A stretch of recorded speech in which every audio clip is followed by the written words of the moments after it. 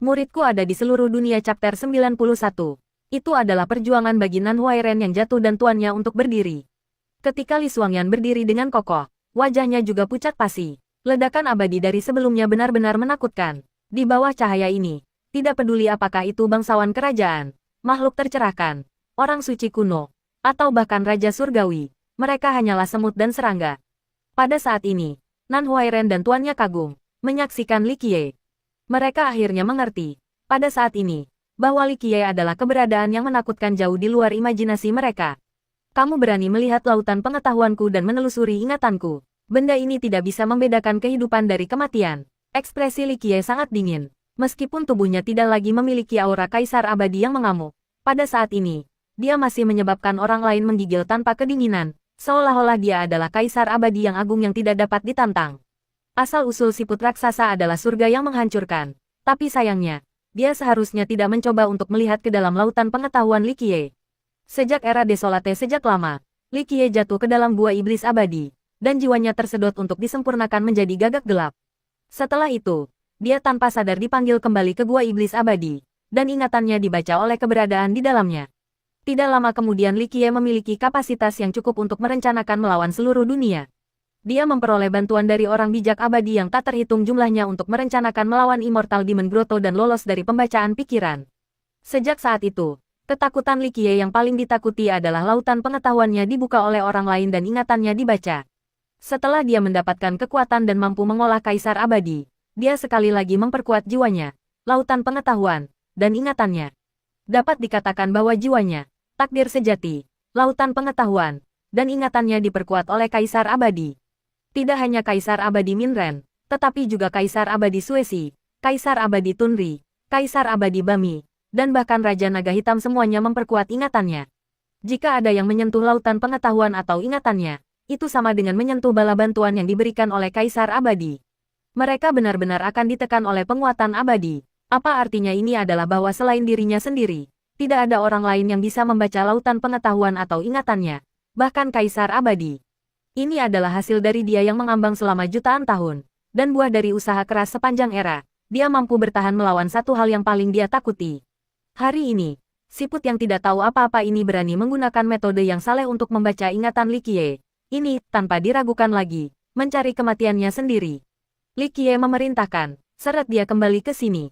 Pelindung Mo dan muridnya sibuk mengikuti perintah dan pergi. Setelah setengah hari, dengan suara gemuruh yang keras, mereka akhirnya menyeret siput raksasa itu kembali, seolah-olah mereka sedang menyeret sebuah gunung kecil.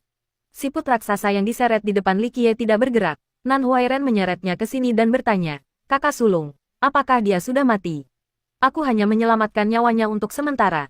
Itu akan tergantung pada performanya." Li Qiye memerintahkan, "Keluarkan panci dan obat-obatan, lalu masak dia." Pelindung Mo dan muridnya segera mengeluarkan panci besar dari penyimpanan magisnya, dan mereka melemparkan semua ramuan obat ke dalamnya. Mereka juga memasukkan siput raksasa. Tidak butuh waktu lama sebelum air dalam panci mulai mendidih, dan semua obat-obatan menjadi ramuan obat. Pada saat ini, siput raksasa perlahan tapi akhirnya sadar. Kembali, meskipun dia bangun, dia tidak bisa bergerak karena penindasan Kaisar Abadi. Pada saat ini, dia adalah daging di talenan, meninggalkan Li Qiye untuk melakukan apapun yang dia inginkan padanya. "Kamu, siapa kamu?" Tenggelam dalam pot. Dia berjuang agar tentakelnya mencapai luar air. Dia membuka matanya yang besar untuk melihat Li Qiye. Matanya dipenuhi dengan kengerian. Ingatan orang ini dilindungi oleh Kaisar Abadi. Siapa dia? Melihat bocah 14 tahun di depannya, masalah ini tidak mungkin untuk dipahami. Era Kaisar Abadi terakhir adalah 30.000 tahun yang lalu. Berbicara secara logis, anak laki-laki di depannya ini pada dasarnya tidak bisa bertemu dengan Kaisar Abadi. Namun, anak laki-laki di hadapannya ini jelas tidak hanya bertemu dengan Kaisar Abadi. Perlindungan di dalam lautan pengetahuan bocah itu menekannya hanya dalam sekejap. Kesan ini meninggalkan bekas yang berat pada dirinya, benar-benar tidak bisa dihapus. Di bawah kekuatan absolut ini, ketakutan di bagian terdalam dari jiwanya menyadari bahwa itu hanya bisa dari Kaisar Abadi. Pada saat ini, ekspresi Li Qiye jauh lebih baik. Dia perlahan menjawab, "Siapa aku tidak lagi penting, kamu telah melanggar tabu aku yang paling penting." Tanpa sadar, saat ekspresi Li Qiye menjadi normal, tiga lainnya menghela napas lega. Ketika Li Qiye marah, mereka merasakan sebuah batu besar mengambil napas mereka, seperti Kaisar Abadi yang marah, menanamkan rasa takut ke dalam jiwa mereka. "Kamu, apa yang kamu lakukan?" Pada saat ini, Siput raksasa tahu bahwa masalah akan datang, dan dia bertanya ketika dia kehilangan semua warna. Li Qiye dengan santai berkata, apalagi yang bisa dilakukan selain memasakmu di dalam panci? Kamu memberitahu aku apa yang aku lakukan, memasak darah panjang umur kamu, dan pada saat yang sama, memasak sup siput yang enak untuk meringankan kita di bawah terik matahari. Mereka belum pernah mencicipi atau mencoba hidangan seperti ini sebelumnya. Mungkin setelah mereka mencobanya, mereka tidak akan pernah bisa melupakannya. Siput raksasa berteriak, ini benar-benar tidak mungkin. Tubuhku bukanlah sesuatu yang bisa dimurnikan oleh api fana. Aku juga tidak bisa direbus dengan air biasa. Li Qiye tersenyum dan berkata, orang lain akan mencobanya. Tapi, bagi aku tidak akan pernah mencoba ini. Jika aku tahu asal kamu, maka aku bisa segera berurusan dengan kamu. Apakah kamu tahu air mendidih itu terdiri dari apa? Ini jelas merupakan resep untuk memasak sup siput. Tidak hanya lezat, tetapi juga sangat bergizi. Mendengar kata-kata ini, siput hanya bisa merasakan ramuan obat di dalam pot. Mencicipi ini, dia langsung ketakutan. Ramuan obat ini, setelah digabungkan, pasti akan menghilangkan perlindungan tubuhnya. Pada saat ini, Li Qiye melompat ke pot. Dia mengeluarkan bilah ganda tak terlihat dan perlahan berkata, kamu harus tahu bahwa mengambil darah sukumu adalah seni. Aku sadar bahwa tubuh kamu seperti harta karun, kebal terhadap senjata dan harta karun kehidupan. Namun, setelah direbus dalam ramuan seperti itu, kamu harus jelas tentang konsekuensinya.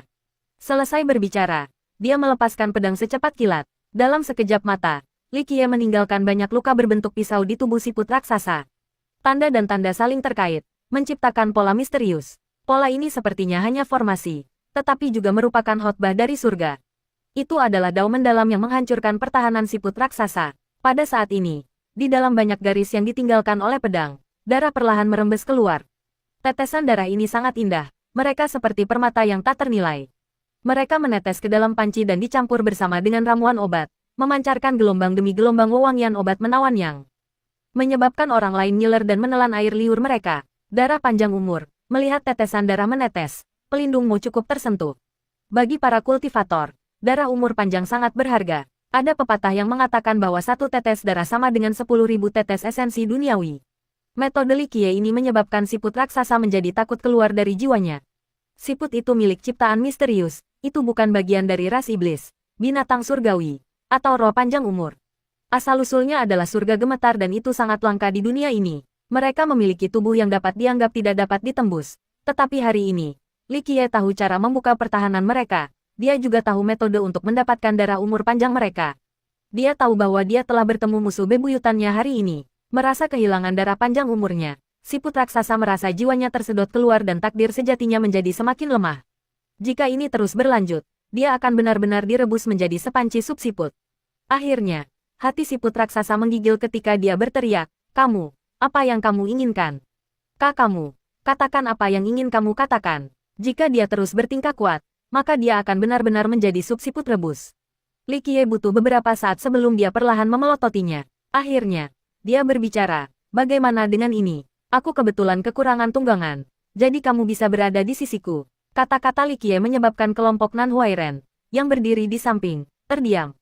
Karakter agung selalu memilih tunggangan dengan penampilan luar yang bagus. Belum lagi tipe eksistensi tertinggi seperti naga sejati atau phoenix. Tapi bahkan seekor kuda naga lebih keren dari siput raksasa di depan mereka.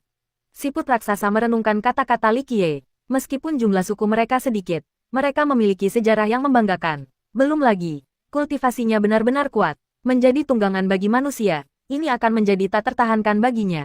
Li Qiye memelototi siput raksasa yang diam dan berkata, jangan sombong hanya karena 3 bagian garis keturunanmu. Bahkan jika patriark suku pertamamu masih hidup, melihatku, dia hanya bisa menyebut dirinya junior. Kata-kata Li Qiye mengejutkan siput. Matanya yang besar menatap Li Qiye dan bertanya, kamu, siapa kamu? Siapa aku tidak penting, entah kamu mengikuti aku atau aku akan merebus kamu dan mengubah kamu menjadi sup. Li Qiye dengan gembira berkata, di masa depan, jika kamu rajin bekerja keras dengan kesetiaan, aku akan mewariskan 12 solusi kepadamu. Ungkapan dari Li Qiye ini menyebabkan siput menjadi gembira. Dia tidak bersedia menjadi tunggangan untuk Li Qiye, dan dia bahkan lebih suka direbus menjadi sup daging. Namun, ketika datang ke-12 solusi, ini adalah masalah yang sama sekali berbeda. Dia menyadari bahwa sejak awal waktu sampai sekarang, hanya satu keberadaan yang mengetahui 12 solusi, tetapi Li Qiye jelas bukan keberadaan ini. 1. Bagus, aku berjanji padamu. Siput raksasa menyerah dengan membuat pilihan. Li Qiye tanpa terkejut dan berkata, gunakan takdir sejatimu untuk membuat sumpah. Pada akhirnya, siput raksasa bersumpah dengan takdir sejatinya. Adegan ini menyebabkan Nan Huairen dan tuannya tersentuh. Sumpah takdir sejati, bagi para kultivator, adalah masalah yang sangat serius. Setelah sumpah diucapkan, seseorang benar-benar harus mematuhi sumpah. Jika dilanggar, mereka akan mendapat teguran. Tentu saja, sumpah takdir sejati harus diambil dengan sukarela oleh kedua belah pihak. Setelah bersumpah, Li Qiye membiarkan Nan Huairen dan pelindung Mo menyeretnya keluar dari panci besi. Aku pikir penulis membuat kesalahan di sini. Seharusnya solusi 18, bukan 12.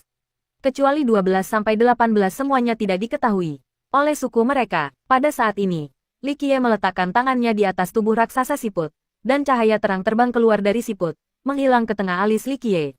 Setelah cahaya terang ini keluar dari tubuhnya, seluruh tubuh siput raksasa bergetar, dia akhirnya bisa berdiri perlahan.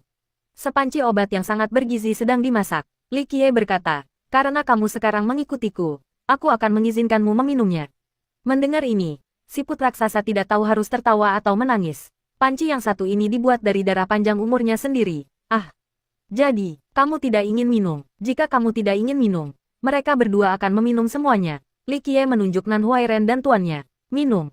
Aku akan minum. Mengapa aku tidak minum? Siput raksasa sebenarnya takut tuan dan muridnya akan bersaing dengannya sehingga dia bergegas ke panci raksasa untuk minum teguk demi teguk. Pot obat dibuat dari darah panjang umurnya sendiri. Jika dia tidak meminumnya, maka kerugiannya akan lebih besar. Luka-lukanya juga membutuhkan waktu lebih lama untuk pulih. Akhirnya, siput raksasa menghabiskan seluruh pot obat, dan dia menarik napas dalam-dalam. Dia baru saja melakukan perjalanan dari neraka dan kembali. Di sini, Li Qiye memerintahkan siput raksasa, mengatakan, tarik tubuhmu. Siput raksasa menghancurkan mantranya, dan dia dengan cepat berubah. Seorang lelaki tua kurus dengan daging kering muncul di depan mereka. Ada 2 pasang daging kecil di dahinya. Dan, pada saat yang sama, ada juga cangkang kecil di belakangnya yang tampak seperti perisai. Ya, ini adalah tubuhmu yang sebenarnya. Nan Huairen sedikit bingung. Pria tua di depan mereka versus bentuk awalnya terlalu kontras. Siput itu seperti gunung kecil. Tetapi lelaki tua kurus kering di depan mereka ini seolah-olah angin sepoi-sepoi bisa menjatuhkannya dalam sekali jalan. Tidak, ini adalah tubuh keduaku. Pria tua itu menggelengkan kepalanya. Dan dia tersenyum. Sebelumnya adalah tubuh asliku. Orang tua ini adalah Niu Fen. Sebelumnya, aku dibutakan oleh keserakahan dan mata aku dikaburkan oleh sehelai daun. Menyinggung bangsawan muda ini. Niu Fen. Mendengar kata-katanya, Nan Huairen membuka matanya lebar-lebar ketika dia bertanya, ada nama seperti ini. Orang tua itu menatap Nan Huairen. Dia dengan agak malu berkata, ini Niu Fen. Fen yang berusaha. 2. Kesalahpahaman aku. Nan Huairen merasa malu. Dia memaksakan senyum sambil sibuk meminta maaf. Bahkan Li Xuangyan, yang berdiri di samping, ingin tertawa. Tetapi dia tidak bisa dalam keadaan saat ini. Dia memutuskan untuk menyembunyikan kesenangannya di dalam hatinya. Tanpa tubuh raksasa dari sebelumnya, Niu Fen saat ini, yang kurus dan keriput, memberi Nan Huairen perasaan hangat, membuatnya menjadi jauh lebih ramah. Dia kemudian bertanya kepada Niu Fen, kakek Niu, kamu sedang menggali lubang di tanah kuno dari sekte kuno dupa pembersihan kami, apa yang kamu coba cari? Jangan bilang kamu ingin menemukan harta karun sekte kami, aku hanya menggali dengan santai. Juga, tempat ini telah dikunjungi oleh banyak orang. Jika memang ada harta karun, bukan giliran aku untuk menemukannya. Niu Fen dengan marah memelototi Nan Huairen. Jika kakek Niu tidak di sini untuk menggali harta karun, mengapa kamu menggali lubang yang begitu dalam? Nan Huairen tidak menyerah dan terus menanyainya. Li Qiye melirik Niu Fen dan berkata, dia mencari dewa bencana. Dewa bencana? Siapa dewa bencana? Nan Huairen bingung. Dia menatap Li Qiye, dan kemudian dia menatap Niu Fen.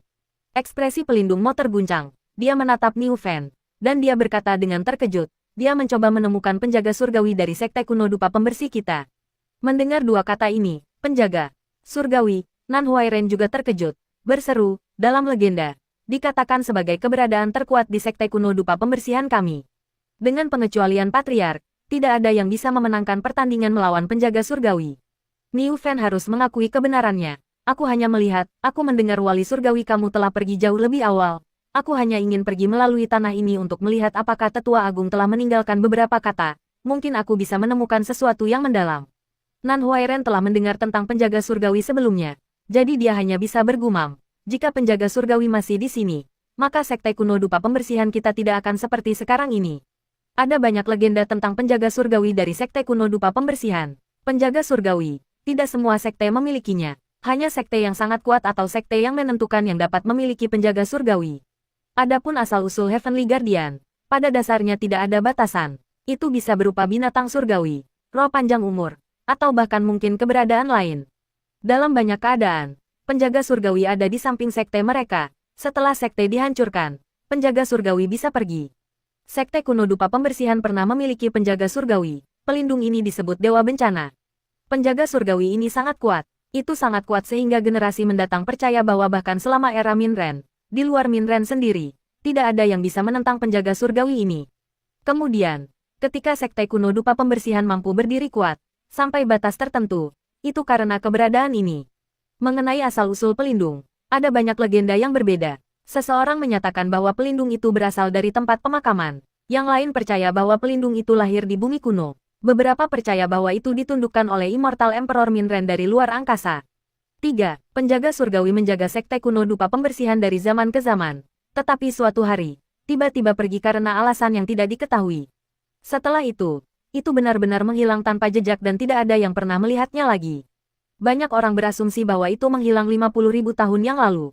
Bahkan lebih banyak orang berpikir bahwa itu pergi lebih awal. Namun, mereka hanya bisa menebak karena sekte kuno dupa pembersihan hanya menyembunyikan informasi dari orang lain. Adapun mengapa tiba-tiba pergi setelah melindungi sekte begitu lama, tidak ada yang tahu. Bahkan para murid dari sekte kuno dupa pembersihan selama periode itu tidak menyadarinya. Itu menjadi misteri tanpa jawaban. Pada saat ini, pelindung mau bertanya kepada Li Qiye, Tuan Muda, kemana kita akan pergi sekarang? Apakah kita akan kembali? Tidak. Kalian semua akan menguburku di bawah tanah. Mengubur di bawah tanah. Mendengar kata-kata Li Qiye, Nan Huairen tercengang. Setelah pulih, dia berkata, Kakak sulung, ini pertanda tidak menyenangkan. Ah. Li Qiye tidak ingin membuang kata-kata. Dia memerintahkan pelindungmu, kuburkan aku. Sekarang, Li Qiye memilih lokasi dan dimakamkan di puncak tertinggi tanah kuno. Selain itu sangat jauh di bawah tanah. Niu Fen harus secara pribadi menggali lubang untuk Li Qiye sebelum bisa menjatuhkannya. Apakah kakak sulung baik-baik saja? Li Qiye tiba-tiba ingin mengubur dirinya sendiri. Ini sangat mengejutkan Nan Huairen. Jika kakak sulungnya tidak sepenuhnya normal saat ini, dia akan berpikir bahwa Li Qiye mungkin menjadi gila. Semuanya baik-baik saja. Li Xuangyan menggelengkan kepalanya. Dia tidak mengatakan apa-apa lagi. Meskipun dia tidak tahu mengapa Li Qiye ingin mengubur dirinya sendiri, dia tahu bahwa pasti ada alasan untuk tindakannya. Itu hanya semacam ritual. Niu Fen dengan hati-hati mengamati lokasi yang dipilih Li Qiye. Metode penguburan. Dan dia akhirnya berkata, ini adalah ritual yang sangat langka yang dapat dianggap sebagai metode komunikasi. Nan Huairen tidak bisa menahan rasa penasarannya. Jadi dia bertanya, komunikasi? Dengan apa? Eksistensi macam apa yang dia coba komunikasikan dengan mengubur dirinya begitu dalam? Mengenai permintaan Nan Huairen, Niu Fen tidak memberikan jawaban. Dia tidak tahu dengan apa Li Qiye mencoba berkomunikasi. Tetapi dia merasa bahwa masalah ini sangat penting. Li Qiye terkubur di bawah tanah selama 5 hari 5 malam. Akhirnya, dia secara pribadi merangkak dari tanah. Kami akan kembali. Pada akhirnya, dia hanya mengucapkan kalimat ini setelah merangkak dari lumpur. Hati Nan Huairen mendidih dengan rasa ingin tahu. Dia benar-benar ingin bertanya tetapi melihat kekecewaan di wajah Li Qiye, dia tidak berani melakukannya. Jika Li Qiye tidak ingin mengatakannya, tidak akan ada gunanya tidak peduli siapa yang bertanya. Akhirnya, Niu Fen menggunakan tubuh aslinya untuk membawa kembali kelompok Li Qiye. Ketika dia kembali ke tubuh aslinya, kecepatan merangkaknya membuat rahang Nan Huairen jatuh ke lantai. Itu bisa dibandingkan dengan kilat. Dia sangat cepat, dan banyak harta karun terbang tidak akan mampu mengikuti kecepatan ini. Apa yang lebih menakjubkan adalah dia bisa merangkak dalam keheningan total atau menjadi sangat menggelegar. Itu sepenuhnya di bawah kendalinya. Dan tidak peduli gaya yang dia pilih, kecepatannya tetap sama. Duduk di punggung siput, Nan Huairen benar-benar terpana. Bahkan, tuannya pun heran. Ini adalah pertama kalinya mereka mengendarai siput, dan juga siput tercepat. Memikirkan apa yang dikatakan Li Qiye, Nan Huairen dengan penasaran bertanya, Kakek Niu, apa itu siput leluhur surgawi? Nama ini, dia belum pernah mendengarnya sebelumnya. Siput leluhur surgawi adalah nama yang sangat asing baginya. Keberadaan yang sangat langka dan kuno yang, setelah mereka menjadi suku mereka sendiri, orang-orang di dunia ini akan jarang melihatnya. Niu Fen tidak mendapat kesempatan untuk menjawab sebelum Li Qiye mulai berbicara. Melihat suasana hati Li Qiye membaik, Nan Huairen menjadi berani dan tersenyum. Kakak sulung, 18 solusi yang kamu bicarakan. Apa itu? Li Qiye hanya meliriknya. Dia tidak mengatakan apa-apa. Ini adalah solusi takdir sejati dari bencana leluhur surgawi kita. 4. Niu Fan menjawab. Dia merindukan Li Qiye untuk berbicara tentang 18 solusi karena itu sangat penting baginya. Nan Huairen melanjutkan. Solusi nasib sejati. Ini adalah teknik, atau apakah itu hukum merit kaisar? Niu Fan dengan cepat menggelengkan kepalanya dan berkata, tidak, itu bukan teknik, dan juga bukan kebenaran yang mendalam. Dalam beberapa hal, itu adalah solusi sejati untuk mematahkan belenggu terkutuk dari bencana leluhur surgawi kita. Belenggu, 18 rantai belenggu. Setelah dibebaskan dari 18 belenggu, apa yang akan terjadi? Nan Huairen terus-menerus mengajukan banyak pertanyaan. Niu Fan merenung sejenak sebelum akhirnya dia menjawab, aku sendiri tidak mengetahui hal ini karena aku belum pernah mendengar anggota keluarga lain dapat mempelajari 18 solusi. Aku hanya mendengar beberapa legenda yang pernah mendapatkan 18 solusi. Jika ada dewa di surga, maka kita akan bisa membunuh dewa. Mendengar ini, tidak hanya Nan Huairen, tetapi Li Xuangyan juga terkejut. Membunuh dewa, kata-kata mengejutkan macam apa ini? Akhirnya, mereka mengerti mengapa Niu Fan bersedia menjadi pelayan. Adapun Li Qiye, dia hanya tersenyum. 18 solusi adalah kenangan yang jauh baginya. Itu bukan teknik atau metode rahasia. Inilah mengapa bagian dari ingatannya ini tidak terhapus. 1. Bangsawan. Muda di sini adalah Gongzi, anggap saja sebagai tuan muda tetapi lebih menghormati dan menyiratkan orang tersebut memiliki beberapa bakat keterampilan. Di dunia Wuxia, siapapun yang disebut Gongzi, kamu tahu mereka akan menjadi keledai tampan. 2. Siput Cina adalah Gua plus Niu sama dengan siput. Niu sendiri sama dengan banteng, lembu. Namanya Niu, banteng plus Fan, usaha, tapi Nan Huairen mengira itu Niu, banteng, Fan, sial. Kedua Fan mungkin identik dalam suara. 3. Tanah kuno dan tanah pemakaman adalah beberapa lokasi terlarang di dunia ini. Kita mungkin akan melihat mereka di masa depan. Ini adalah tempat yang dikunjungi Dark Rock. 4. Siput diganti setengahnya dengan kata bencana di sini. Saat Li Qiye dan yang lainnya kembali ke sekte kuno dupa pembersihan, Tetua Sun sudah menunggu di luar dengan penuh semangat. Melihat kelompok Li Qiye menunggangi siput raksasa, Tetua Sun tercengang. Siput ini sangat cepat sehingga benar-benar tidak logis. Namun, Tetua Sun sedang tidak ingin membicarakan hal ini. Dia memandang Li Qiye dan buru-buru berkata, terima kasih kepada langit dan bumi bahwa kalian semua akhirnya kembali. Dia kemudian sibuk membawa Li Qiye turun dari siput raksasa. Tetua Sun dengan cemas memberitahu Li Qiye, kamu harus pergi ke ruang leluhur. Cepat, mungkin akan terjadi perkelahian. Melihat ekspresi khawatirnya, Li Qiye bertanya, musuh dari luar, atau apakah kerajaan permata surgawi akhirnya tiba di depan pintu kita? Melihat kata-kata Li Qiye yang lambat dan tenang, Tetua Sun tidak bisa berbuat apa-apa selain menjelaskan, tidak, Master Sekte sudah kembali, dan dia ada di dalam kamar leluhur. Kelompok Tetua Gu bertengkar dengan Master Sekte. Kamu masih harus bergegas dan melihat. Tuan Sekte, jawaban Tetua Sun di luar dugaan Li Qiye. Mengenai Master Sekte Su Yong Huang, Li Qiye tidak memiliki setengah kesan. Orang bahkan bisa mengatakan bahwa, mengenai tuan yang dia dapatkan secara kebetulan ini, dia tidak pernah benar-benar memperhatikan atau bertanya tentangnya. Kembalinya Su Yong Huang saat ini mengejutkan Li Qiye.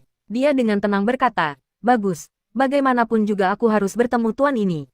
Selesai berbicara, dia masuk ke dalam. Niu Fan mengubah tubuhnya kembali ke bentuk keduanya. Dia menjadi orang tua sekali lagi, berjalan bersama Li Qiye. Melihat siput raksasa berubah menjadi orang tua, Tetua Sun mau tidak mau menjadi linglung. Namun, pada saat ini, dia juga tidak punya waktu untuk bertanya tentang masalah ini. Kali ini, di dalam ruang leluhur, para tetua hampir membalik meja. Para tetua, sebagai kekuatan tertinggi yang bertanggung jawab atas sekte kuno dupa pembersihan saat ini, harus menjaga ketenangan mereka. Namun pada saat ini, Tetua Zhou dan kelompoknya semua melotot dengan mata terbuka lebar.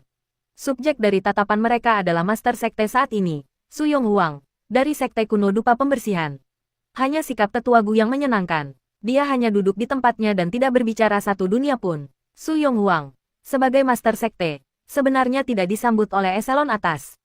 Alasannya sederhana. Su Yong Huang tidak memiliki kredensial atau pengalaman di dalam sekte. Orang bahkan bisa mengatakan bahwa dia bukan murid sekte tersebut. Kemunculan Su Yong Huang yang tiba-tiba dan menjadi master sekte adalah hal yang sangat mendadak. Seluruh sekte tidak siap untuk itu, dan mereka bahkan tidak tahu tentang karakter seperti itu. Dia menjadi master sekte karena master sekte sebelumnya masih hidup. Pada saat itu, ada 2 atau 3 tetua tertinggi yang masih hidup. Bahkan ada satu tetua tertinggi yang telah hidup sangat lama dan dikabarkan menjadi bagian dari pertarungan 30.000 tahun yang lalu. Dia berada dalam kultivasi terisolasi karena luka mematikannya. Mengenai keadaan khusus, dari masalah ini, tidak ada yang sangat jelas tentang hal itu kecuali tetua pertama Gutisou. Bagaimanapun, Su Yonghuang dinyatakan sebagai Master Sekte berikutnya oleh yang sebelumnya. Keputusan ini didukung oleh semua tetua tertinggi. Tetua tertinggi tertua bahkan memanggil Gu Tizhou, dan dia secara pribadi membujuknya. Singkatnya, setelah satu malam, Gu Tizhou setuju dengan Su Yonghuang mengambil kursi Master Sekte. Pada kenyataannya, pada saat itu, seluruh sekte gempar. Masalah ini terlalu besar, seseorang yang tidak ada yang tahu tiba-tiba menjadi Master Sekte baru. Masalah ini benar-benar sulit diterima oleh sekte. Pada saat itu, Gu Tizhou dengan sungguh-sungguh membujuk kelompok tetua Zhou, dan dia menekan sebagian besar murid yang menentang keras Su Yonghuang. Dengan demikian, masalah ini diselesaikan. Namun, Su Yonghuang sendiri sepertinya tahu situasinya. Sebagai Master Sekte, dia tidak tinggal di belakang di Sekte kuno dupa pembersihan. Dia malah membawa sekelompok kecil murid, termasuk beberapa pemimpin. Setelah itu, Su Yonghuang adalah Master Sekte dan terletak di pinggiran sekte. Dia pada dasarnya tidak ikut campur dengan urusan internal, namun, dia masih tetap berhubungan dengan sekte tersebut. Untungnya, dengan keputusan ini, sekte itu akhirnya tenang. 6 tetua menjadi penentu utama dari setiap keputusan besar sekte sejak saat itu. Dapat dikatakan bahwa, ketika Su Yonghuang adalah ketua sekte, tetua pertama Gu Tizhou adalah kontributor utama sekte tersebut. Sebelum kemunculannya, Gu Tizhou adalah yang pertama mewarisi kursi karena dialah yang paling memenuhi syarat untuk posisi tersebut. Gu Tizhou adalah murid langsung dari Master Sekte terakhir, dan dia juga yang paling berpengalaman di antara murid generasi pertama, yang telah berada di sekte untuk waktu yang lama. Tidak hanya itu, dia juga rajin dan berdedikasi pada seluruh sekte. Jika pada saat itu, Gu Tizhou tidak membujuk kelompok tetua Zhou, tidak ada orang lain yang bisa meyakinkan eselon atas lainnya. Karena Gu Tizhou bersedia menyerahkan posisinya dan juga secara pribadi bertanggung jawab atas masalah ini, Su Yonghuang dapat menjadi Master Sekte. Su Yonghuang yang sama yang selalu berada di luar memutuskan untuk kembali hari ini. Su Yonghuang tidak pernah kembali ke sekte kecuali saat Master Sekte sebelumnya meninggal. Alasan dia untuk kembali kali ini adalah karena Evil Invested Reach. Dia ingin membawa beberapa murid ke Evil Invested Reach. Ini segera menjadi sasaran tentangan dari kelompok tetua Zhou. Saat ini, di mata eselon atas sekte, seperti tetua Zhou, Li Qiye adalah pemimpin untuk revitalisasi sekte. Dia adalah pengemudi sekte tersebut. Kembalinya Su Yonghuang secara alami ditentang oleh eselon atas. Ditambah lagi, mereka tidak percaya padanya. Bagaimana mereka bisa menyerahkan para murid kepadanya? Karena itu, kedua belah pihak hampir membalik meja satu sama lain. Terus terang, kelompok tetua Zhou tidak setuju Su Yonghuang untuk mengambil alih sekte apapun yang terjadi. Setelah membawa Li Qiye ke dalam, tetua Sun buru-buru memberitahu semua orang yang hadir, "Bagus, sekarang bagus." Li Qiye kembali, semua orang bisa berbicara perlahan. Melihat kembalinya Li Qiye, kelompok tetua Zhou akhirnya menghela napas lega, dan suasana di dalam ruang leluhur jelas mereda. Pada saat ini, Tu Buyu, yang berdiri di belakang Su Yonghuang, tersenyum sambil berkata dengan ramah, "Kakak, ini adalah tuan kami dan juga tuan sekte kami." Mengenai alamat, Master Sekte, kelompok Elder Zhou cemberut karena mereka jelas kesal. Li Qiye mengamati Su Yonghuang, dan dia bukannya tanpa keheranan. Su Yonghuang di depannya adalah seorang wanita yang sangat muda. Wanita di depannya tampaknya berusia sekitar 20 atau lebih, dan memiliki kehadiran yang menawan dan mulia. Dia mengenakan jubah kuning samar, menyebabkan kebangsawanannya menjadi lebih jelas. Mengenai wanita di depan matanya, dahinya seperti bulan dan dia memiliki mata seperti bintang. Fiturnya yang paling menarik adalah alisnya yang elegan, mereka seperti pedang, menyebabkan pesona elegannya memiliki 3 bagian yang mendominasi kehadiran. Seolah-olah dia adalah putri kerajaan surga, memiliki udara kekaisaran yang tak tertandingi bersama dengan keanggunan yang tak tertandingi. Membandingkan kecantikan, Li Xuangyan di sebelah Li Qiye tidak kalah dengan wanita di depan, namun, Li Xuangyan tidak memiliki atmosfer kekaisaran yang tiada taraf dengan keanggunan yang tak tertandingi ini. Ketika Li Qiye sedang menatapnya, Su Yonghuang juga memeriksanya. Guru dan murid saling menganalisis. Kecerdasan Li Qiye kembali, dan dia melirik Nan Huairen di sebelahnya. Berkata, "Kamu tidak pernah memberitahuku bahwa ketua sekte adalah seorang wanita." Yah, Nan Huairen tertegun sejenak, dan dia dengan paksa tersenyum sambil berbisik, "Kakak tidak bertanya." "Ah, aku pikir kamu sudah tahu." Li Qiye sedikit terdiam. Sampai sekarang, dia selalu berpikir bahwa Su Yonghuang adalah seorang pria. Tu Buyu, sebagai muridnya, berusia lebih dari 1000 tahun sehingga tuannya, Su Yonghuang, seharusnya juga seorang pria tua dengan rambut beruban yang berusia sekitar 6 atau 7000 tahun. Namun, Li Qiye tidak menyangka bahwa Su Yonghuang adalah seorang wanita berusia sekitar 25 tahun dan memiliki kecantikan yang luar biasa. Pada saat ini, Gu Tizhou ingin membereskan semuanya. Jadi dia berkata, "Qiye, Master Sekte ingin membawa murid ke Evil Invested Reach. Su Yonghuang memandang Li Qiye dan kemudian berkata, punggungan yang dipenuhi kejahatan. Bagi sekte kuno dupa pembersihan kami saat ini, adalah tempat terbaik untuk pelatihan, ini juga merupakan waktu di mana kita memanen bahan. Dari perhitungan aku, itu paling lama setengah tahun, dan paling cepat sekitar 3 bulan. Pada saat itu, Evil Invested Reach akan terbuka. Ini adalah satu-satunya kesempatan dalam 100 tahun dan sekte kami tidak dapat melepaskannya. Li Qiye berbicara sambil dengan lembut menganggukkan kepalanya. Aku cukup jelas dalam hal ini. 63 hari kemudian, Evil Invested Reach pasti akan terbuka. Saat dia dikubur di bawah tanah, dia juga mengetahui kapan punggungan itu akan terbuka. Gu Tizhou bertanya pada Li Qiye, lalu apa pendapatmu? Pada saat ini, semua tetua menatap Li Qiye. Dalam hati mereka, kelompok Elder Zhou ingin Li Qiye menjadi master sekte dari sekte tersebut. Bolehkah aku berbicara sedikit dengan master sekte? Akhirnya, Li Qiye berkata kepada kelompok Gu Tizhou. Gu Tizhou dan yang lainnya saling memandang. Pada akhirnya, mereka semua setuju dengan permintaan Li Qiye. Li Qiye kembali ke Lonelipik, dan Li Xuangyan serta yang lainnya pergi. Di dalam halaman kecil, hanya Li Qiye dan Su Yonghuang, serta Tu Buyu yang berdiri di belakang Su Yonghuang, yang hadir. Li Qiye menatap Su Yonghuang, dan dia terdiam untuk waktu yang lama. Kenangan tertentu kembali padanya. Setelah beberapa saat, Li Qiye akhirnya berkata, apakah Heaven's Edge Su Clan baik-baik saja?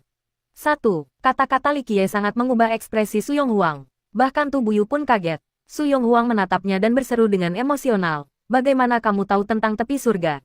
Di sekte kuno dupa pembersihan, di luar kakek Tu, tidak ada orang lain yang tahu tentang klan Su tepi surga. Begitu Li Qiye membuka mulutnya, dia segera berbicara tentang asal-usulnya. Bagaimana mungkin Su Yonghuang tidak terkejut? Nama Heaven's Edge Su Clan tidak pernah muncul di dunia ini, dan tidak ada yang mengetahuinya di 9 dunia. Setelah menenangkan emosinya, Li Qiye dengan santai tersenyum dan berkata, Patriark hanya memberitahuku dalam mimpiku. Heaven's Edge berarti ujung lain dunia, tempat yang jauh dalam penggunaan ini. Su Yonghuang dengan curiga mengamati Li Qiye karena dia juga tidak percaya dengan kata-kata Li Qiye. Aku tahu mengapa Master Sekte sebelumnya dan tetua tertinggi memilih kamu untuk menjadi Master Sekte. Li Qiye perlahan melanjutkan, menjadi keturunan Kaisar Abadi Minren. Tentu saja kamu memiliki kualifikasi untuk menjadi Master Sekte dari Sekte kuno dupa pembersihan. Bagaimana kamu tahu tentang masalah ini? Ekspresi Su Yonghuang sangat berubah. Heaven's Edge Su Clan adalah apa yang mereka sebut diri mereka sendiri. Tetapi dunia pasti tidak tahu bahwa Heaven's Edge Su Clan terdiri dari keturunan Immortal Emperor Minren. Li Qiye tersenyum berkata, Patriark memberitahuku dalam mimpiku. Su Yonghuang menggelengkan kepalanya karena dia secara alami tidak percaya pada penjelasan semacam ini. Namun, jika Patriark tidak memberitahunya dalam mimpinya, bagaimana anak laki-laki berusia 14 tahun tahu tentang masalah ini? Su Clan ujung surga. Pada akhirnya, Li Qiye tidak bisa menahan desahan ratapannya saat dia mengingat kenangan yang jauh. Meskipun dia selalu tahu bahwa Heaven's Edge Su Clan tumbuh kuat, setelah tahun itu, dia tidak pernah mengunjunginya. The Heaven's Edge Su Clan, bahkan ketika dia adalah Dark Crow, dia tidak ingin berbicara terlalu banyak tentang itu. Hal ini hampir membuat Immortal Emperor Minren berbalik melawannya. Kaisar Abadi Minren adalah anak nakal yang tidak memiliki apa-apa pada awalnya. Kemudian, dia akhirnya memikul kehendak surga, menjadi Kaisar Abadi. Ini bukan tugas yang mudah dan di luar usahanya sendiri. Itu juga karena Li Qiye memimpin jalan, bersama dengan bantuan banyak saudara dan teman. Tahun itu, ada seorang jenderal wanita yang telah lama mengikuti Immortal Emperor Minren. Bahkan bisa dikatakan bahwa, sebelum dia menjadi Kaisar Abadi, mengenai tempat-tempat yang dia injak, langkah kakinya juga ada. Wanita ini bisa dikatakan berasal dari klan terkenal. Pada saat itu, Li Qiye, sebagai gagak kegelapan, menyadari bakatnya dan dia mengeluarkan banyak darah dan usaha untuk membawa wanita ini berada di sisi Minren. Upaya Li Qiye tidak sia-sia. Wanita ini, di sisi Minren, seperti istri yang lembut, selalu membantu Kaisar Abadi Minren. Dengan bakatnya, dia merekrut banyak orang jenius ke pihak Minren. Deklarasi surgawinya kepada dunia, ketika dia menjadi Kaisar Abadi, juga ditulis olehnya. Dari sudut pandang Li Qiye, dia adalah kandidat yang paling cocok untuk menjadi permaisuri. Ditambah lagi, selama ratusan tahun, dia selalu dengan cermat berdiri di sisi Minren. Dia menjadi Kaisar Abadi ditandai dengan kehadiran dan usahanya yang tak terhapuskan. Yang lebih berharga adalah dia selalu mencintai Immortal Emperor Minren. Inilah sebabnya, sebagai mentor Kaisar Abadi Minren, Li Qiye selalu berharap Minren akan menikahinya dan menyatakannya sebagai permaisuri. Namun, yang hampir membunuh Li Qiye adalah Minren jatuh cinta pada wanita yang berbeda. Mengenai gadis ini, Li Qiye pernah melontarkan kritikan ini, benar-benar bodoh. Ini bukan bagian yang paling mengejutkan. Untuk Kaisar Abadi, 3 istri dan 4 selir tidak dapat dianggap sebagai apapun. Li Qiye dapat mengizinkan Kaisar Abadi Minren untuk menikahi banyak istri yang saleh. Bagian yang paling mematikan adalah bahwa wanita sederhana ini, sampai pada titik kebodohan, tidak menyukai Minren. Dia jatuh cinta dengan musuh Minren, seseorang yang dianggap sebagai lawan terkuat Minren ketika dia masih remaja. Kaisar Abadi Minren, dari waktu ke waktu, jatuh cinta dengan wanita sederhana ini. Li Qiye tidak memiliki apa-apa selain pujian untuk Minren sepanjang hidupnya, tetapi, hanya dalam hal ini, Minren membuatnya ingin mengangkat kakinya dan menendangnya. Ketika Minren masih remaja, Li Qiye memarahinya berkali-kali dengan menyebutnya bodoh. Bahkan ada kalanya Li Qiye ingin mematahkan kepalanya dan menghapus ingatan tentang wanita sederhana itu. Tidak peduli berapa banyak Li Qiye, sebagai Dark Crow, memarahinya, Minren muda sangat setia kepada wanita sederhana dengan hatinya. Li Qiye tidak punya pilihan lain karena tidak ada obat untuk Minren ini. Setelah Minren memikul kehendak surga dan menjadi kaisar abadi, dia tidak menikah dengan siapapun. Li Qiye secara alami tahu alasannya. Namun, ini bukanlah sesuatu yang ingin dilihat Li Qiye, terutama ketika dia, sebagai gagak kegelapan, tidak stabil karena dia bisa jatuh ke dalam hibernasi yang dalam pada titik tertentu. Pada saat itu, dia tidak tahu berapa lama hibernasi berikutnya sebelum dia tertidur. Dia memutuskan untuk melakukan sesuatu, meninggalkan keturunan untuk Immortal Emperor Minren. Tentu saja, kandidat terbaik untuk masalah ini adalah Suru. Li Qiye mengeluarkan banyak upaya dalam rencananya untuk mengelabui Minren ke dalam pot madu. Tentu saja, sebagai kaisar abadi, Minren tidak menyangka mentornya akan melemparkannya ke dalam lubang. 1. Saat ketika roh dewa Minren melakukan perjalanan ke daerah paling berbahaya dari 9 dunia, Li Qiye membuat tubuh fisiknya tidur bersama Jenderal Sudi Ranjang yang sama. Peminjaman benih Minren berhasil. Ketika Minren kembali dari pertempuran di tempat paling berbahaya, masalah ini sudah selesai, biji-bijian telah menjadi nasi. Hal ini menyebabkan Immortal Emperor Minren dan Li Qiye hampir putus. Kedua belah pihak dengan keras meraung, dan suaranya bergema di seluruh surga. Pada saat itu, Minren sangat marah dan ada juga badai yang terjadi di dalam Li Qiye. Suasana mengerikan ini menyapu seluruh 9 langit dan 10 dunia. Di bawah kemarahan Kaisar Abadi, semua keberadaan di dunia ini gemetar dengan cemas. Tentu saja, semua orang takut untuk bertanya apa yang terjadi. Secara keseluruhan, bahkan tirai surga ditembus setelah masalah ini. Sikap Immortal Emperor Minren membuat Suru putus asa.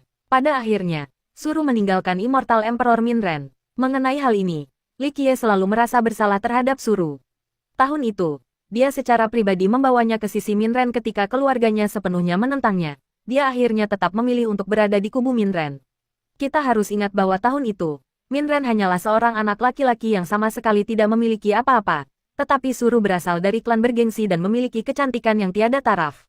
Lebih penting lagi, bakatnya sendiri bisa melonjak di langit dengan kebijaksanaan sedalam laut. Pada saat itu, klan Suru tentu saja tidak ingin dia menjadi asisten Minren, seorang anak laki-laki yang hanya memiliki tangan kosong. Li Qiye, sebagai gagak kegelapan, akhirnya meyakinkan Suru untuk tetap tinggal, dan ini mengakibatkan Suru ditinggalkan oleh keluarga dan teman-temannya.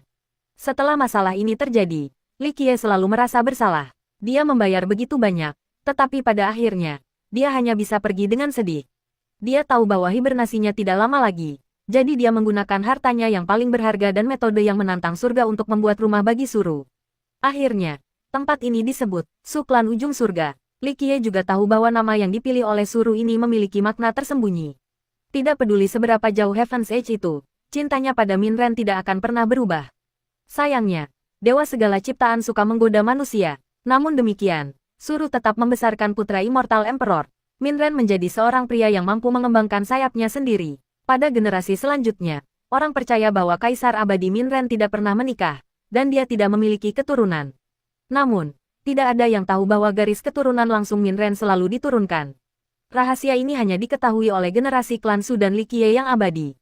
Apa yang salah? Saat Li Qiye hilang dalam ingatannya, Su Yonghuang, yang duduk di depannya, memanggilnya, menyebabkan Li Qiye kembali ke masa sekarang. Mendapatkan kembali akalnya, dia menatap Su Yonghuang dan kemudian ke tubuh Yu.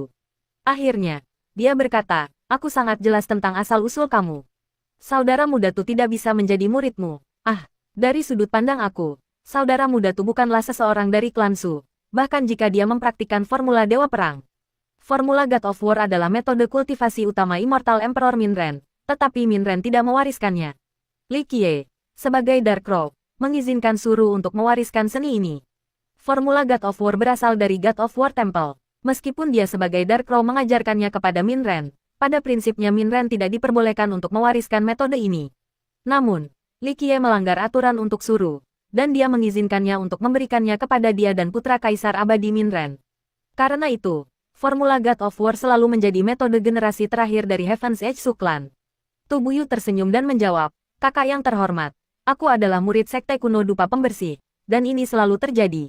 Namun, situasi aku agak istimewa. Setelah aku bergabung dengan sekte, aku jarang tinggal di dalam, aku selalu bepergian keluar. Adapun formula God of War, aku mulai mengolahnya nanti." Li Qiye melirik Tu Buyu, "Begitu, jadi kamu selalu mencari Suklan." Tu Buyu terbatuk dengan malu, dan dia merasa harus mengatakan yang sebenarnya. Pada saat itu, aku dibawa perintah untuk menemukan keturunan patriark. Meskipun kami mengalami kemunduran, ada tetua tertinggi yang menemukan petunjuk dalam tulisan-tulisan sekte kami. Mereka mengatakan bahwa patriark memiliki keturunan di dunia ini. Ketika aku bergabung dengan sekte, aku dipilih untuk menjadi orang yang menemukan keturunan patriark, untuk menemukan hukum jasa kaisar patriark. Itulah mengapa kelompok tetua Gu tidak benar-benar tahu tentang aku karena mereka hanya tahu bahwa aku adalah murid sekte tersebut. Li Qiye menggelengkan kepalanya, dan dia berkata, "Suklan tepi surga, itu tidak memiliki hukum jasa kaisar." Tu Buyu sedikit menghela nafas, "Keturunan klan Su, setelah mengetahui situasi kami, setuju dengan Master Sekte untuk membantu Sekte kuno dupa pembersihan. Aku diberi pengecualian, dan aku diberi formula God of War. Pada saat itu, metode kultivasi aku sendiri terbatas dan aku telah mencapai kemacetan. Oleh karena itu, aku menghancurkan fondasi kultivasi aku dan memulai dari awal sekali lagi." Mendengar ini, Li Qiye tidak bisa menahan diri untuk tidak melihatnya. Setelah hidup begitu lama dan dengan kultivasi yang begitu dalam, namun dia menghancurkan segalanya, ini adalah tekad dan keberanian. Li Qiye akhirnya menatap Su Yonghuang, dan dia berkata, "Kamu adalah keturunan utama dari klan Su." "Bagaimana kamu tahu?" Li Qiye mengungkapkan asalnya dengan satu kalimat membuatnya terkejut lagi. Saat ini, ada banyak murid klan Su, tetapi hanya keturunannya yang bisa menjadi master klan Su klan. Fisik abadi surya, Li Qiye melanjutkan, hanya keturunan utama dari klan Su yang dapat mengolah hukum fisik immortal, solar immortal fisik. Satu Suru sama dengan Jenderal Su. Matanya yang indah menatap tajam ke arah Li Qiye dengan takjub, dan dia dengan serius berkata, "Siapa kamu sebenarnya?" Fisik abadi surya tidak diturunkan oleh Kaisar Abadi Min Ren, bahkan di dalam Suklan. Itu adalah rahasia besar. Kamu harus tahu bahwa aku adalah murid dari Sekte kuno dupa pembersihan. Muridmu, Li Qiye. Li Qiye dengan tenang tersenyum. Mata Su Yonghuang menjadi dingin. Tatapannya menjadi setajam pedang, seolah-olah pedang tak terlihat sedang mendekati tubuh seseorang, menyebabkan orang lain gelisah. Namun, Li Qiye masih duduk santai di sana. Dia menggelengkan kepalanya dan berkata, "Jangan bergerak melawanku. Berasal dari Suklan. Aku tahu bahwa kamu benar-benar kuat. Namun, di dalam Cleansing Incense Ancient Sect, jika aku ingin membunuhmu, itu akan lebih mudah daripada membunuh seekor semut. Aku percaya bahwa saudara muda Tu telah memberitahu kamu tentang masalah aku." Setelah beberapa saat, Su Yonghuang akhirnya menghilangkan rasa dingin dari tatapannya.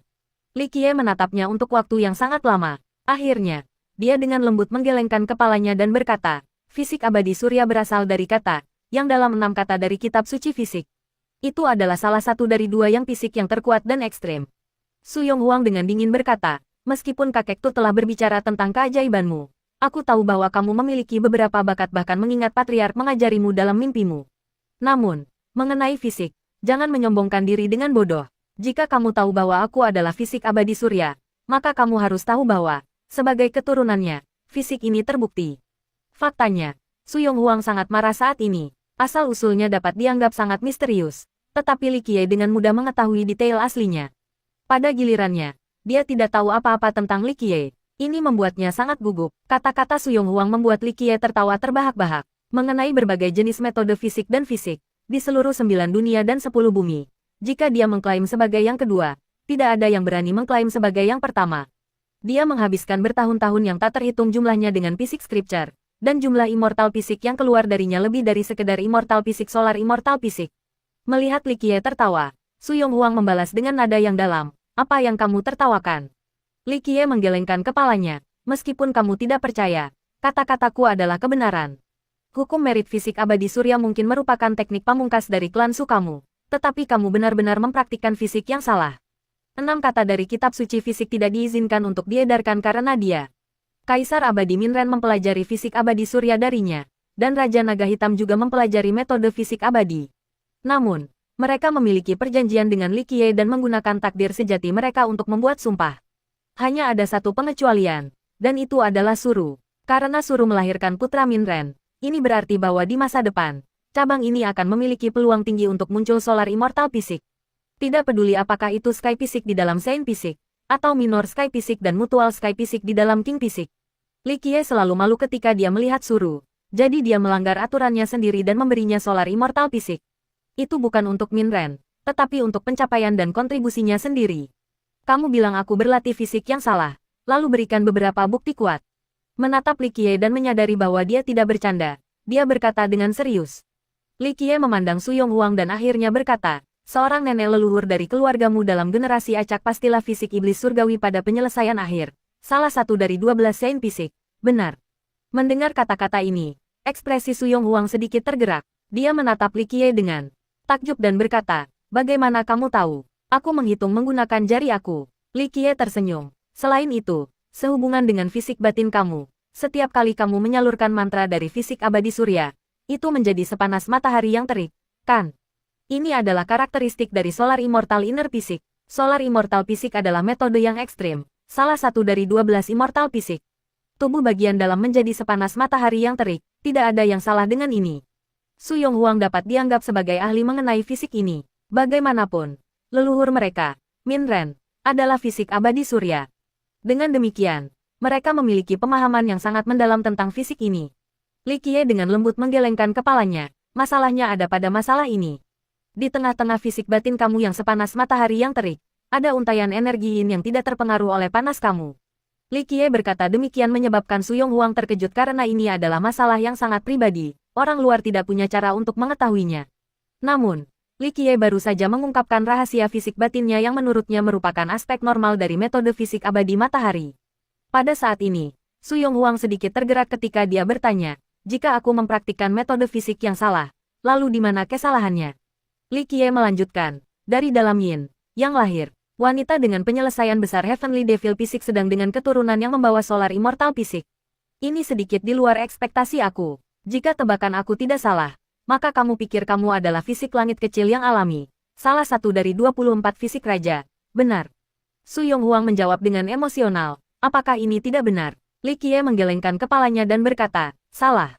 Kamu terlahir secara alami, komplete yang Saint Fisik. Itu karena fisikmu tampak sangat mirip dengan fisik langit kecil, salah satu dari 24 fisik raja. Pada kenyataannya, fisik kamu mirip dengan fisik langit kecil tetapi juga fisik yang kecil, fisik raja lainnya. Kesan pertama kamu adalah karena kamu adalah keturunan dari Immortal Emperor Minren. Kamu berasumsi bahwa kamu terlahir sebagai Minor Sky Fisik. Fisik yang Saint yang lengkap, Su Yonghuang linglung. Dan dia berkata, salah satu dari 6 Saint Fisik spesial yang legendaris, The Complete yang Saint Fisik. Ada 48 jenis fisik Xiantian dan setiap dua bercabang menjadi fisik raja. King Fisik memiliki 24 yang berbeda dan setiap dua bercabang menjadi Saint Fisik. Adapun Saint Fisik, kultivator di dunia ini menganggap bahwa ada 12 Saint Fisik yang sesuai dengan 12 Immortal Fisik. Namun, Saint Fisik sejati seluruhnya berjumlah 18 jenis. Setiap kali Saint Fisik dibesarkan, para kultivator biasanya mengabaikan 6 Saint Fisik lainnya. Saint Fisik yang lahir secara alami adalah kejadian yang sangat langka. 6 Saint Fisik spesial bahkan lebih langka dan lebih jarang terlihat daripada True Dragon dan Godly Kings. Ini karena 12 Saint Fisik yang sesuai dapat dikultivasikan dari King Fisik yang sesuai. Tetapi 6 Saint Fisik khusus tidak memiliki King Fisik lain yang mendahului mereka. Dalam arti lain, 6 Saint Fisik khusus tidak murni. Li Qiye menganggukkan kepalanya dan berkata, sepertinya pemahamanmu tentang fisik tidak terlalu buruk. Ah, benar, kamu terlahir secara alami, komplete yang Saint Fisik, salah satu dari 18 Saint Fisik, dan bukan Minor Sky Fisik seperti dalam imajinasimu. Ekspresi Su Yonghuang berubah-ubah pada saat ini, meskipun dia biasanya anggun dan tenang, dia tidak bisa menahannya saat berita ini baginya adalah kabar baik karena Saint Fisik yang lahir secara alami jauh lebih kuat daripada King Fisik yang lahir secara alami. Namun, ini juga hal yang buruk. Jika dia terlahir sebagai fisik langit kecil, maka dia akan menjadi salah satu dari 2 fisik raja dalam keluarga fisik abadi surya. Dia memiliki keuntungan yang tidak dimiliki orang lain karena Suklan memiliki metode Solar Immortal Fisik. Plus, itu adalah metode terkuat, tertinggi, dan paling awal dalam semua metode fisik abadi. Dengan metode seperti itu, Dia berharap suatu hari nanti dia bisa mencapai fisik abadi surya seperti leluhur mereka. Ini adalah keinginan besar dari Heaven's Edge Suklan. Saat ini, dia terlahir secara alami, komplete yang Saint fisik.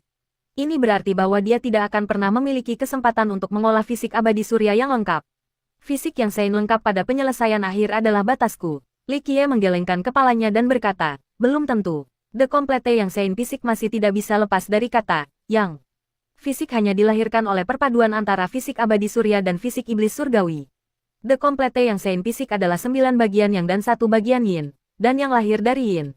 Selama metode immortal fisik cukup kuat, Complete yang Saint fisik masih bisa menjadi Extreme Light Immortal fisik. The Extreme Light Immortal fisik adalah salah satu dari 2 yang immortal fisik yang ekstrim, bersama dengan Solar Immortal fisik. Su Yonghuang tidak bisa tidak bertanya, jenis metode fisik abadi apa yang memungkinkannya menjadi fisik abadi cahaya ekstrim.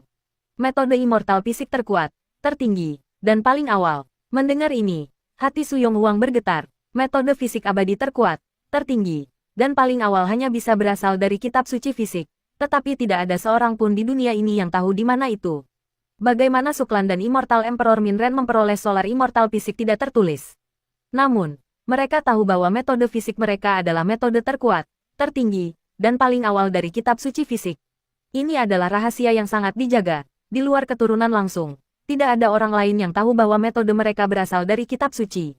Kenyataannya, Dark Rock, Li Qiye, mewariskan formula God of War bersama dengan Solar Immortal fisik kepada Suru, tetapi Suru bersumpah untuk tidak pernah mengungkapkan Dark Rock atau fisik scripture kepada keturunannya. Setelah waktu yang lama, Su Yonghuang memandang Li Qiye dan berkata, aku tidak tahu sejarah atau asal kamu, tetapi setelah hari ini, aku percaya pada kemampuan kamu.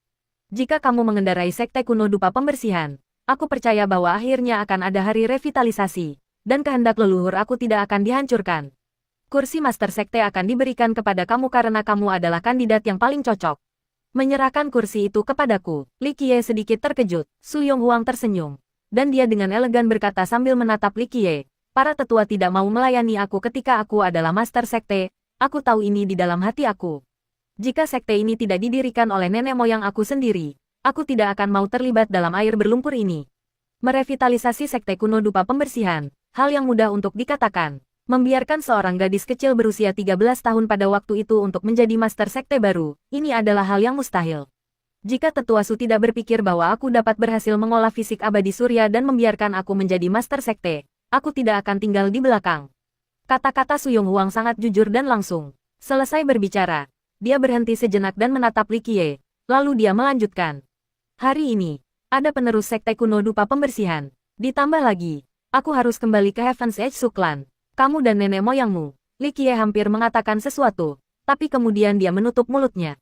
Su Yonghuang menatap Li Qiye dengan aneh dan bertanya ketika dia mendengarnya mencoba berbicara, apa yang kamu bicarakan?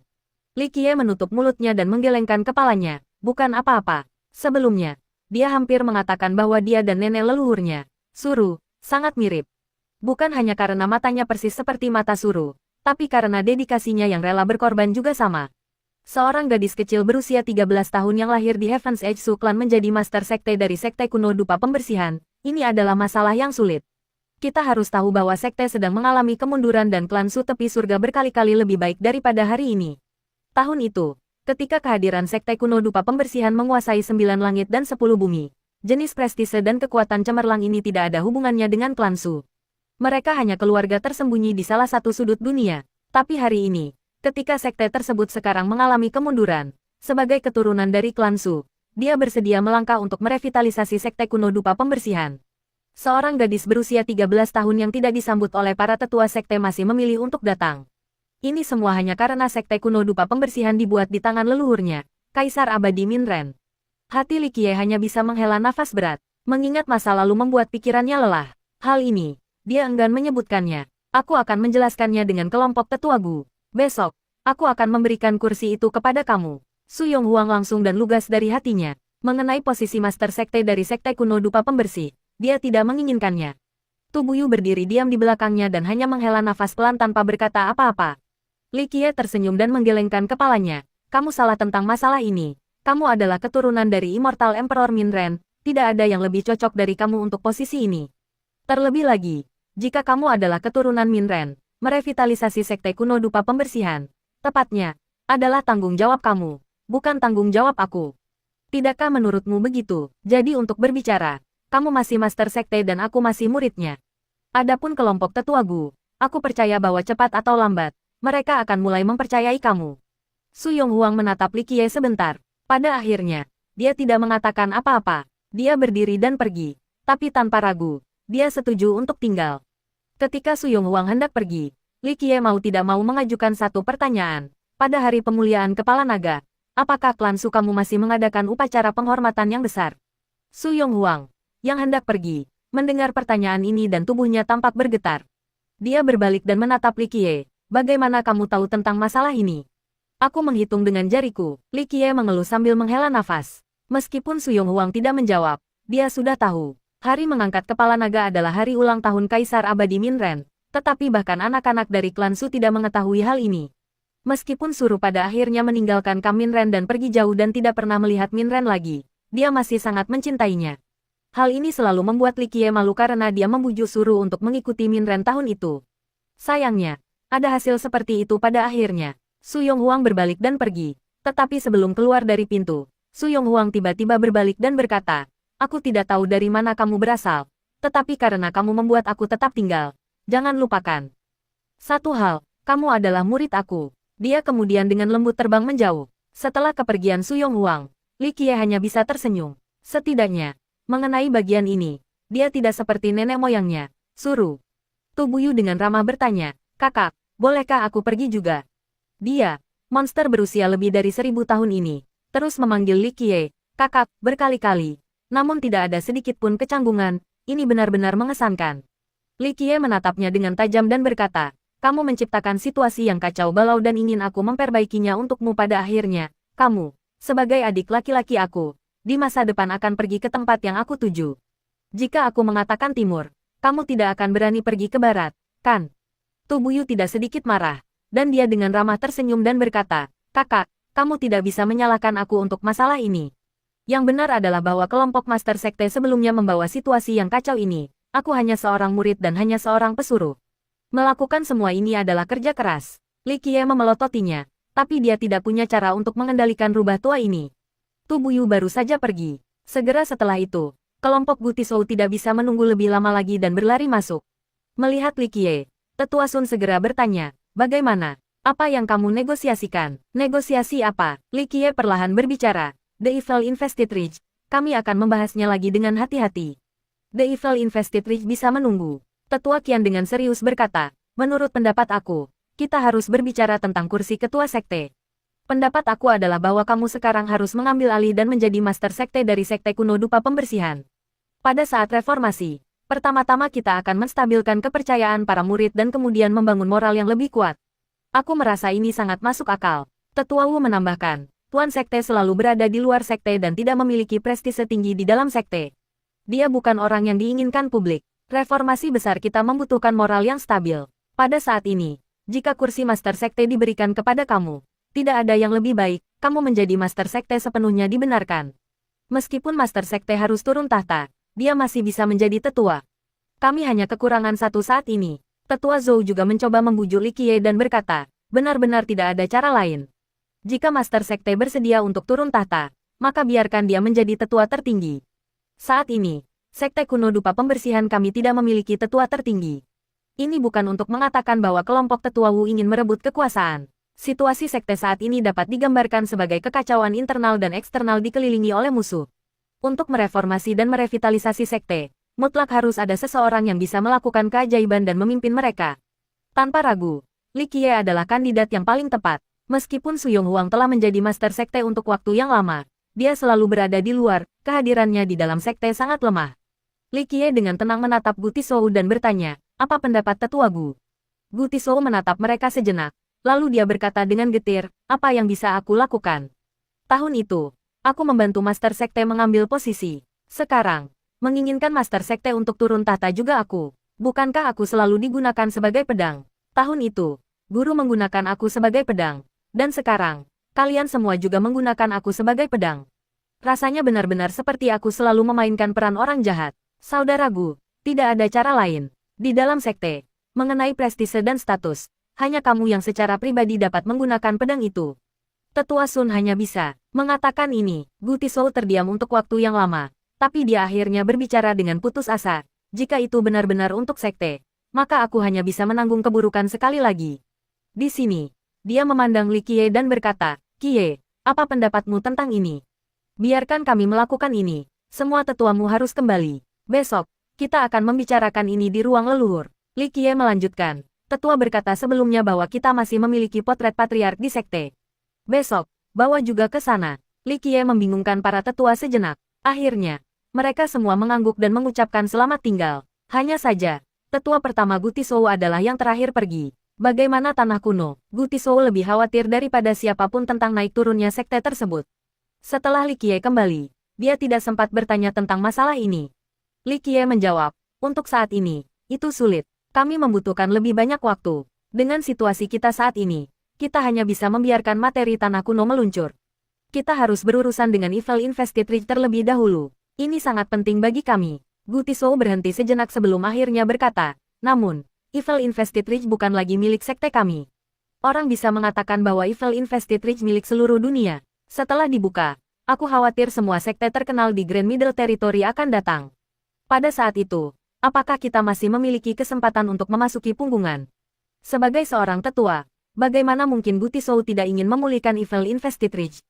Namun, sekte hari ini tidak lagi memiliki kekuatan ini. Dalam perspektif aku, saat punggungan dibuka, sekte Dewa Surgawi, kerajaan permata surgawi pasti akan datang. Dan jangan lupa klan yang berbeda dan warisan yang kuat, seperti kerajaan surgawi selatan. Mungkin, ada kemungkinan raksasa yang tak terkalahkan seperti kerajaan kuno misterius Azure juga akan tiba. Gu Tizhou bukannya tanpa kecemasan. Apa yang kita miliki untuk bersaing dengan mereka? Yakinlah, tetua, Li Qiye dengan tenang berkata, kali ini, aku secara pribadi akan memimpin pasukan dan pergi ke Evil Invested Ridge.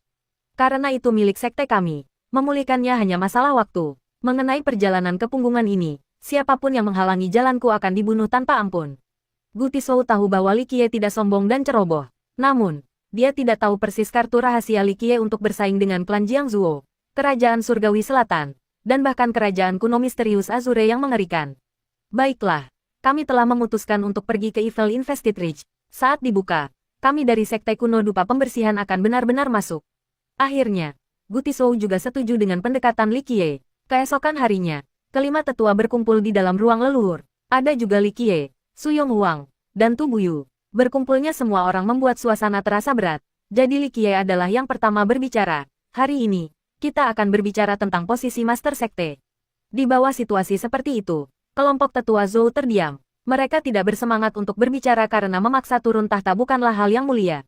Meskipun Su Yonghuang, sebagai Master Sekte, bukanlah sesuatu yang disambut semua orang. Kursi Master Sektenya memang sah. Aku tahu semua tetua dan bahkan pelindung dan pemimpin bagian memiliki keraguan terhadap Master Sekte. Li Qiye perlahan berbicara. Namun, hari ini, inilah saatnya Master Sekte harus menerima leluhurnya. Penerimaan leluhur. Para tetua tertegun sejenak. Mereka berpikir bahwa itu akan menjadi diskusi tentang posisi Master Sekte serta memaksa Su Yonghuang untuk turun tahta. Benar, ini adalah saat ketika Master Sekte harus menerima leluhurnya. Li Qiye berdiri, dan dengan sungguh-sungguh berkata, Tuan Sekte kami, Su Yonghuang, adalah keturunan dari Patriark, Kaisar Abadi Minren. Apa, berita itu baru saja keluar, tetapi itu mengejutkan semua tetua. Hal ini tidak mungkin, berita ini terlalu mengejutkan. Untuk para tetua, mereka tidak berani mempercayainya. Tetua Wu berdiri dan berkata, Patriark tidak pernah menikah seumur hidupnya. Bagaimana dia bisa memiliki keturunan? Tetua Qian tidak bisa menahan diri untuk tidak berseru. Ya, ini tidak mungkin. Catatan resmi sekte tidak pernah menyebutkan keturunan masa depan Patriark. Kebenaran ini mutlak. Tu Buyu, yang berdiri di belakang Su Yonghuang, berkata, di bawah kepercayaan para tetua, aku meninggalkan sekte untuk menemukan keturunan Patriark. Meskipun catatan resmi sekte tidak pernah menuliskannya, dalam beberapa anekdot dan tulisan, petunjuk tertentu masih tertinggal. Di sini, Tu Buyu memandang Tetua Gu dan melanjutkan, Tetua Gu, sekitar 1600 tahun yang lalu, apakah kamu ingat memiliki kesempatan untuk bertemu kakek Liu? Pada saat itu, kamu datang dengan Master Sekte sebelumnya. Saat itu, bukan hanya kakek Liu, aku juga hadir. Gu Tizhou menatap Tu Buyu. Setelah beberapa saat, dia tiba-tiba berdiri dan berseru dengan emosional. Yo, kamu adalah remaja tahun itu yang membantu kakek Liu berdiri. Tetua Gu masih belum lupa. Tu Buyu mengangguk dan berkata, benar, Aku adalah murid kehormatan kakek Liu. Pada saat itu, aku memikul tanggung jawab yang besar sehingga nama aku tidak tercatat di antara daftar murid sekte tersebut. Kakek Liu. Kakek Liu yang mana? Semua tetua gemetar karena di dalam sekte kuno dupa pembersihan, hanya ada satu orang bernama kakek Liu. Gu Tizhou dengan lembut menghela nafas. Dia akhirnya duduk dan berkata, kakek Liu adalah benteng nomor satu dari sekte kuno dupa pembersihan kami, leluhur Liu Sanjian. Leluhur Liu Sanjian. Kata-kata yang diucapkan dari mulut Gu Tizhou ini sangat mengguncang ekspresi para tetua di dekatnya. Setelah Musaudi, Liu Sanjian adalah yang paling terkenal di sekte sebagai benteng nomor satu. Tahun itu ketika sekte Dewa Surgawi berperang melawan sekte kuno dupa pembersihan, Liu Sanjian adalah yang berkuasa. Leluhur Liu masih hidup. Berita ini sangat mengejutkan para tetua yang duduk. Tetua kian kehilangan kata-kata karena jika leluhur Liu masih hidup, ini berarti sekte tersebut masih memiliki karakter yang dapat bersaing dengan leluhur sekte Dewa Surgawi. Itu terakhir kali aku melihat kakek Liu. Gu Tizhou menggelengkan kepalanya dan berkata, pada saat itu, aku tidak tahu bahwa kakek Liu memang leluhur Liu. Aku masih muda saat itu dan belum pernah melihat kakek Liu sebelumnya. Pada saat itu, aku mengikuti guru untuk mengunjungi kakek terhormat. Namun, pada saat itu, situasi kakek Liu tidak terlalu optimis.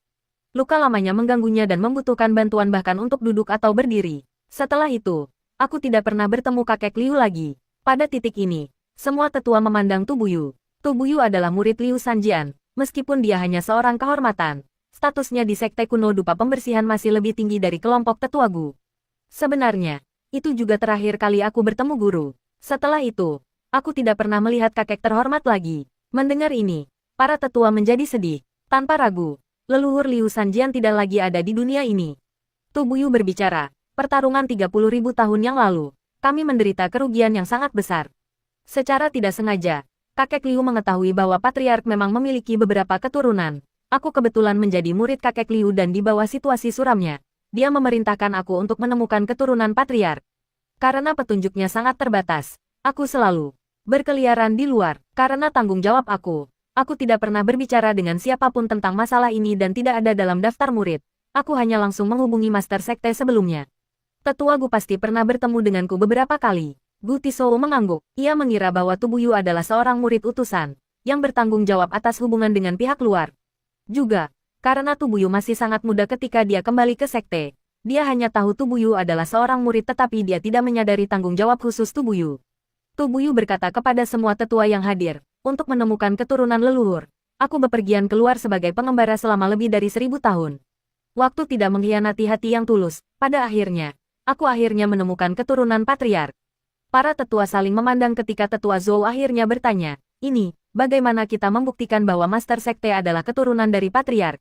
Identitas Tu Buyu tidak menjadi masalah, tetapi bagaimana mereka bisa membuktikan bahwa Su Yonghuang adalah keturunan dari Patriark? Bagaimanapun, masalah ini adalah hal yang paling penting. Keturunan leluhur dan penerimaan leluhur. Aku diberitahu oleh Patriark dalam mimpiku. Akhirnya, Li Qiye berkata, itulah sebabnya aku meminta para tetua untuk membawa potret Patriark.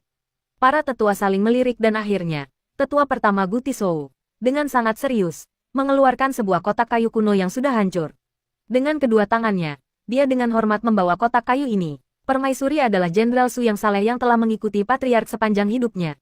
Kontribusinya terhadap pendirian sekte kuno dupa pembersihan dan kerajaan kuno dupa pembersihan tidak dapat dihapus.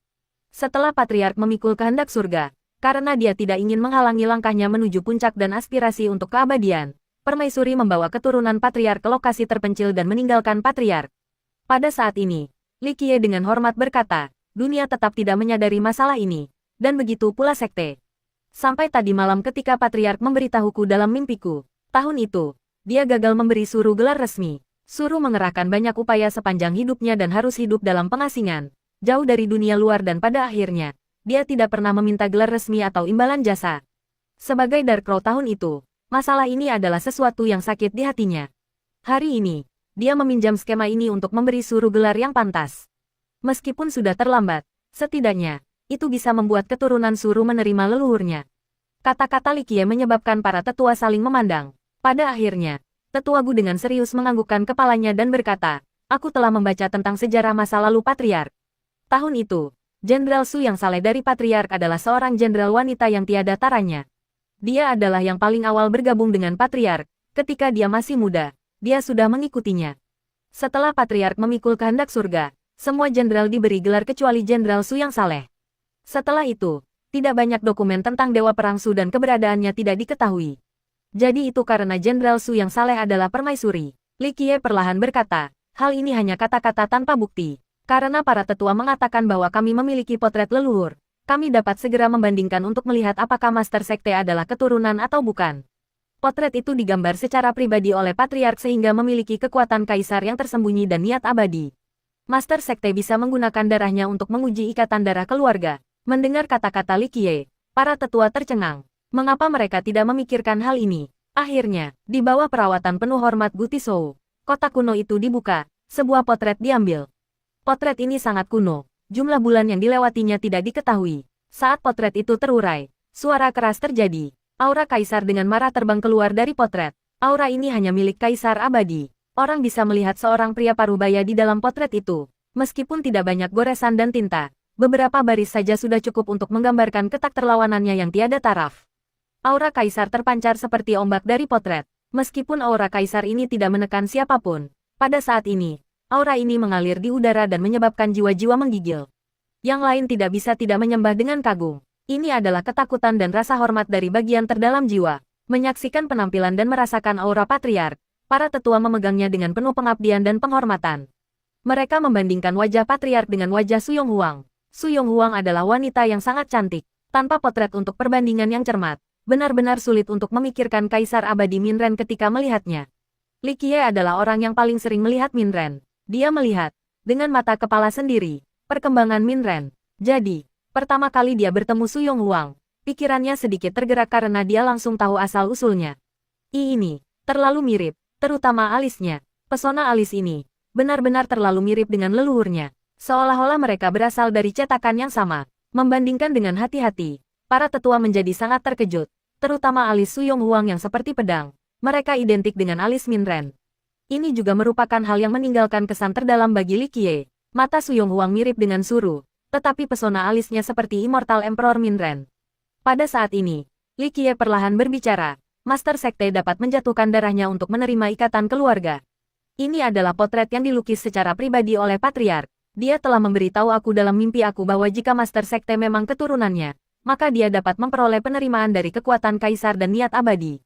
Su Yonghuang mencapai puncaknya pada Li Qiye. Sebenarnya, dia pada dasarnya tidak percaya Li Qiye tentang instruksi mimpi dari Patriark. Tapi di luar ini, apa yang bisa membuat Li Qiye begitu sadar akan hal-hal mengenai Minren dan Heaven's Edge Su Clan? Melihat potret leluhurnya, Su Yonghuang tidak bisa menahan emosinya lagi dan hatinya bersemangat. Klan Su-nya juga memiliki potret Minren, tetapi tidak digambar oleh Minren. Meskipun mereka sangat mirip, itu tidak memiliki aura kaisar. Aura ini hanya bisa ditarik oleh kaisar abadi. Akhirnya, Su Yonghuang menusuk jarinya dan setetes darah jatuh ke potret itu. Dalam sekejap, darah ini diserap oleh potret. Boom! Dalam sekejap mata, kekuatan kaisar dan niat abadi meledak dengan ganas. Ada bayangan yang keluar dari potret itu. Saat bayangan ini muncul, ia menaklukkan 9 langit dan 10 dunia dan menyapu para dewa dan iblis. Aura menakutkan bayangan tak terkalahkan ini mengalir ke dunia. Di bawah hadirat yang saleh ini, matahari dan bulan tidak memiliki cahaya dan langit dan bumi kehilangan semua warna cemerlangnya.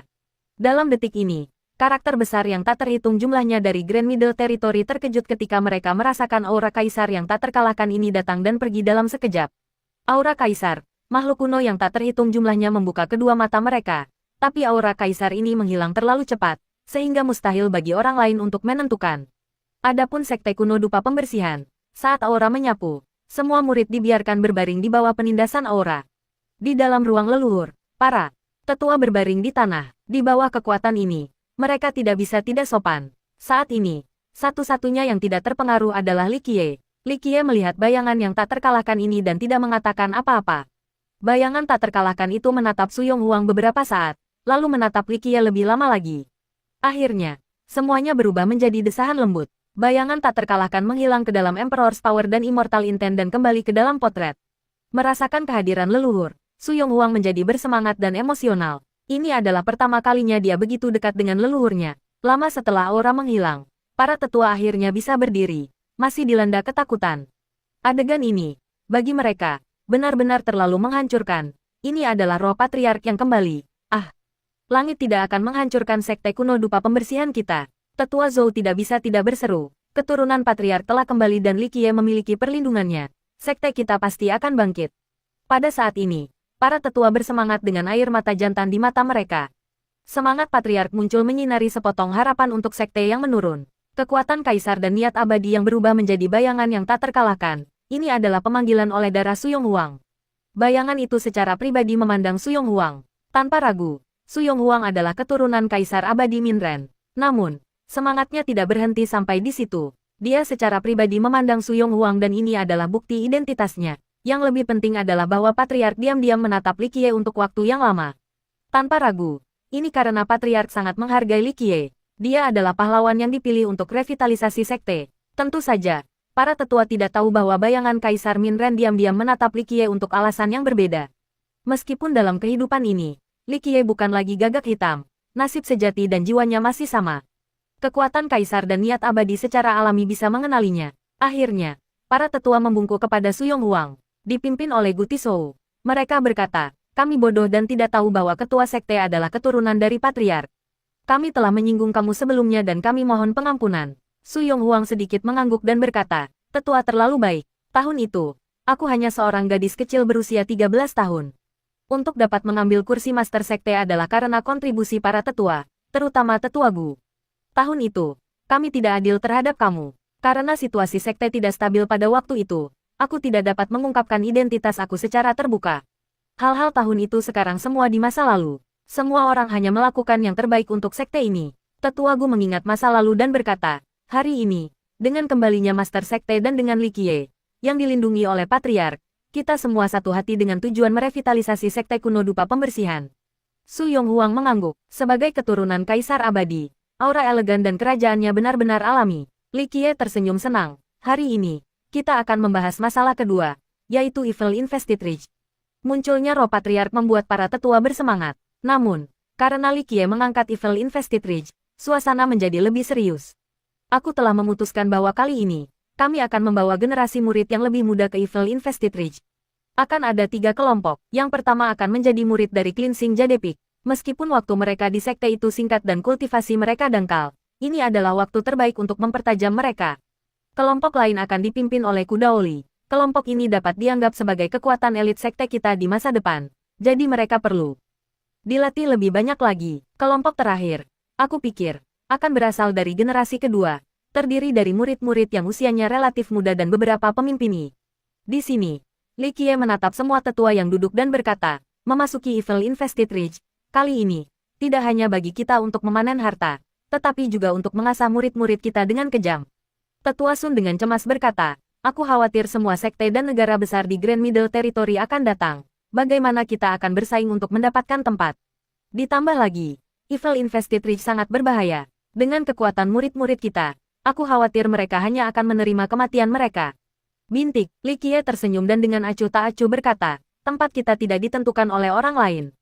Ketika aku mengatakan kita bisa pergi, kita pasti bisa. Siapapun yang menghalangi jalanku, bunuh tanpa ampun. Nada tenang Li Qiye melukiskan pemandangan berdarah. Aura yang tak terkalahkan dan mendominasi ini menggerakkan para tetua. Meskipun kultivasi Li Qiye dangkal, para tetua tidak berpikir bahwa dia sombong. Li Qiye adalah pahlawan terpilih dari sekte tersebut. Siapa yang bisa memblokir Grand Dawn-nya yang tiada taraf? Tentu saja, kelompok tetua Gu terlalu percaya tahayul dengan perlindungan patriark. Dari sudut pandang mereka, dengan perlindungan Kaisar Abadi, siapa yang bisa menghalangi jalannya? Secara alami, mereka tidak tahu bahwa Li Qiye tidak membutuhkan perlindungan dari patriark. Pada saat ini, Su Yonghuang berkata, memasuki punggungan yang dipenuhi kejahatan, aku, bersama dengan murid-muridku, juga akan ikut denganmu. Sesaat kemudian, dia memanggil sekelompok murid. Murid-murid ini masih sangat muda. Yang tertua hanya sekitar usia seorang pemimpin. Murid-murid ini adalah orang-orang yang dibawa Su Yonghuang tahun itu. Plus, ada juga beberapa pemimpin. Benih yang baik, melihat kelompok murid ini, Gu Tizhou hanya bisa memuji dengan keras. Murid-murid ini lebih kuat dari para elit sekte dan bahkan bisa mengejar para pelindung.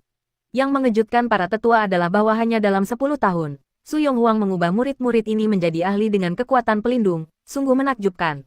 Kelompok murid ini dibudidayakan menggunakan sumber daya Suklan. Dia tidak meminta harta atau obat-obatan dari sekte kuno dupa pembersihan. Formasi Wargatsu, sangat bagus. Kelompok seperti ini paling cocok untuk medan perang yang besar. Mata Li Qiye jauh lebih tajam daripada para tetua. Mengamati murid-murid ini, dia segera tahu bagaimana mereka dipersiapkan. Dalam hal melatih murid, Li Qiye adalah seorang Grandmaster yang tidak dapat dibandingkan dengan siapapun. Su Yonghuang terkejut dan menatap Li Qiye. Kelompok ini adalah kartu as baginya untuk merevitalisasi sekte, tetapi Li Qiye bisa melihat kebenaran di dalamnya. Dengan kemampuan misterius seperti itu, Li Qiye benar-benar tidak tampak seperti anak laki-laki berusia 14 tahun. Formasi Dewa Perang Su, Gu Tizhou tergerak dan berkata, aku mendengar bahwa di bawah Patriark tahun itu, ada pasukan seperti itu, mereka tidak bisa dihentikan oleh apapun. Mungkinkah kelompok ini dilatih dengan metode yang sama seperti tahun itu? Benar, Su Yonghuang tidak mengatakan apa-apa. Li Qiye sudah menganggukkan kepalanya. Ini memang memiliki karakteristik formasi Dewa Perang Su tahun itu.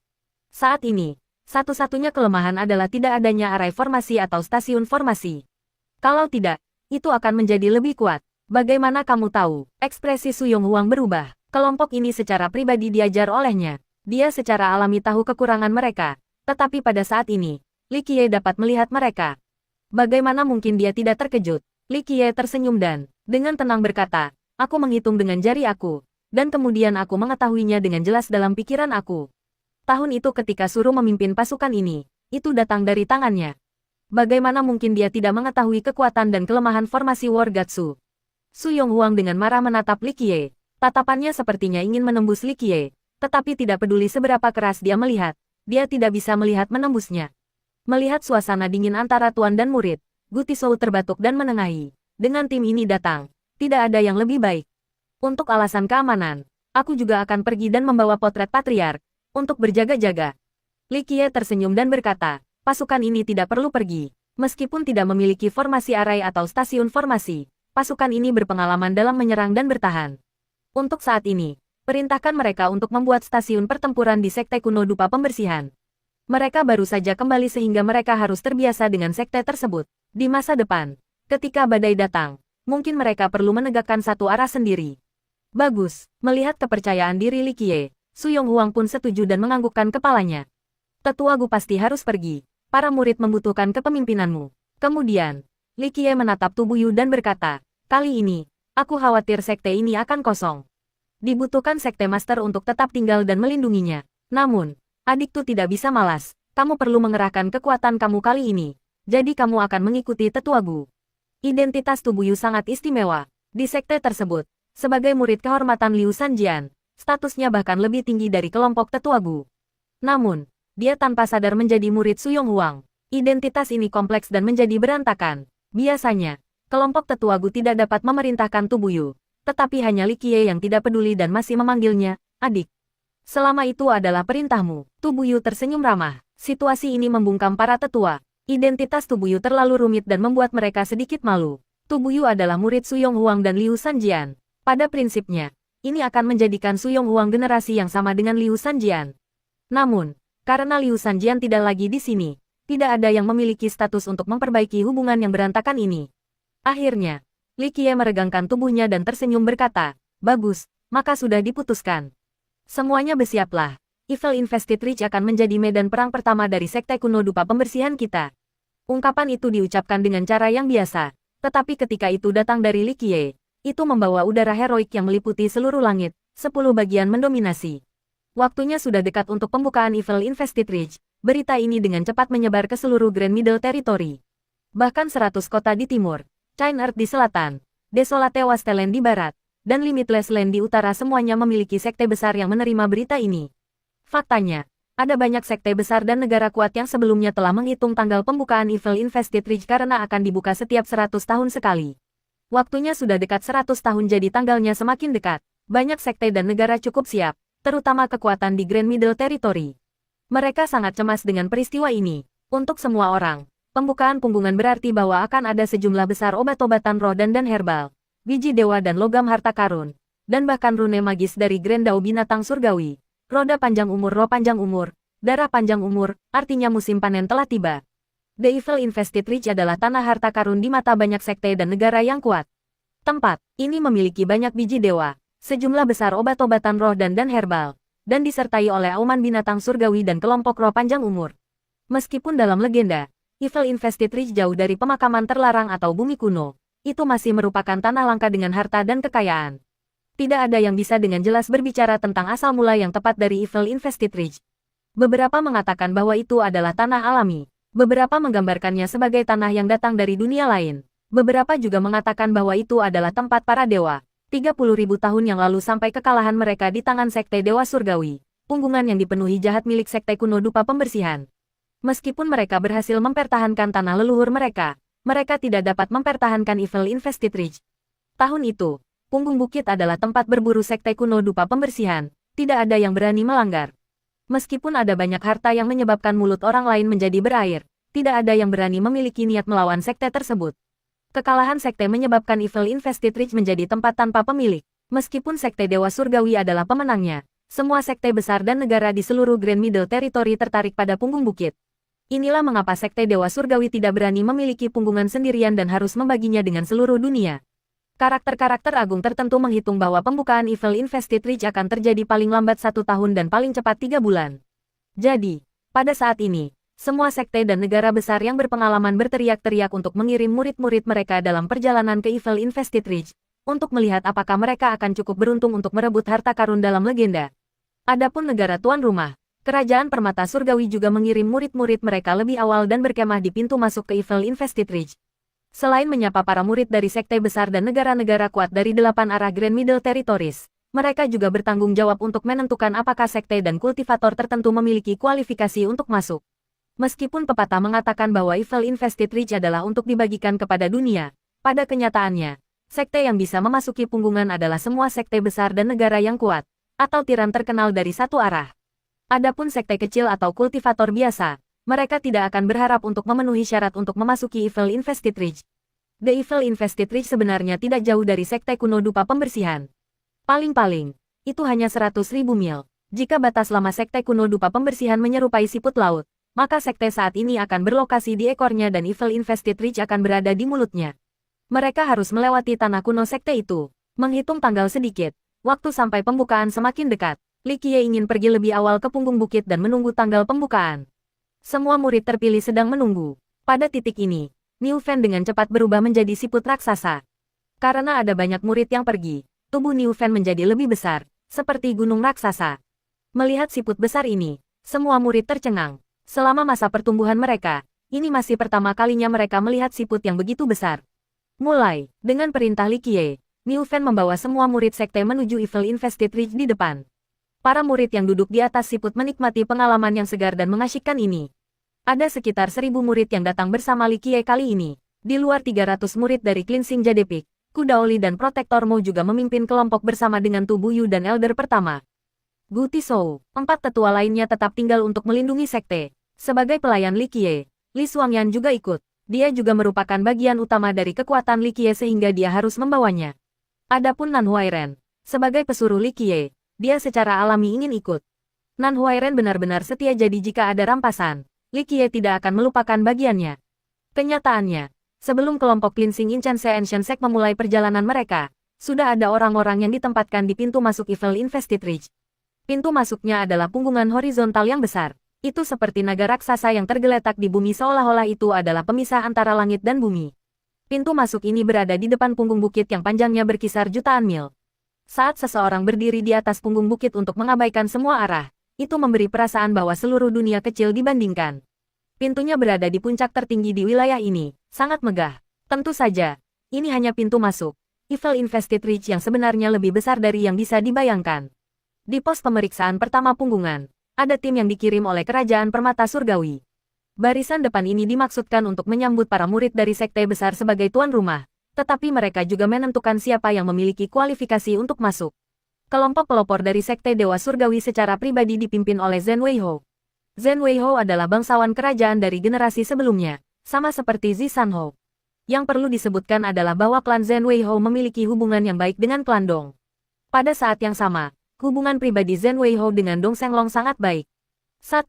Saat pasukan Kerajaan Permata Surgawi ditempatkan di punggung bukit, banyak kultivator telah mendengar berita itu. Terutama para kultivator tanpa sekte dan yang lebih lemah, mereka datang lebih awal dan mengawasi dari jarak jauh. Para kultivator tanpa sekte ini, bersama dengan yang lebih lemah, sama sekali tidak memiliki kualifikasi untuk memasuki Evil Infested Ridge. Namun, mereka tetap ingin melihat situasi dan memanfaatkan jika ada kesempatan. Mungkin mereka bahkan bisa menyelinap ke dalam punggungan. Jika tidak, mereka dapat menggunakan kesempatan ini untuk mengamati karakter besar sekte besar dan negara kuat untuk sedikit.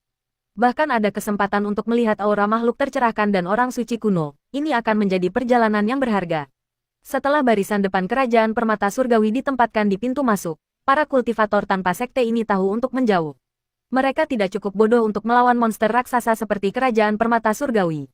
Hun Yuanhao telah tiba, tidak lama setelah Zhen Weihou menyelesaikan perkemahannya. Ada bangsawan kerajaan lain yang datang dengan menunggangi kuda naga. Royal Noble ini hanya memiliki 3 hingga 5 pengikut, tetapi ia memiliki energi darah primordial yang kuat yang menyebabkan kultivator yang lebih lemah kehilangan warna mereka. 2. Menyaksikan kedatangan Hun Yuanhao dari jauh.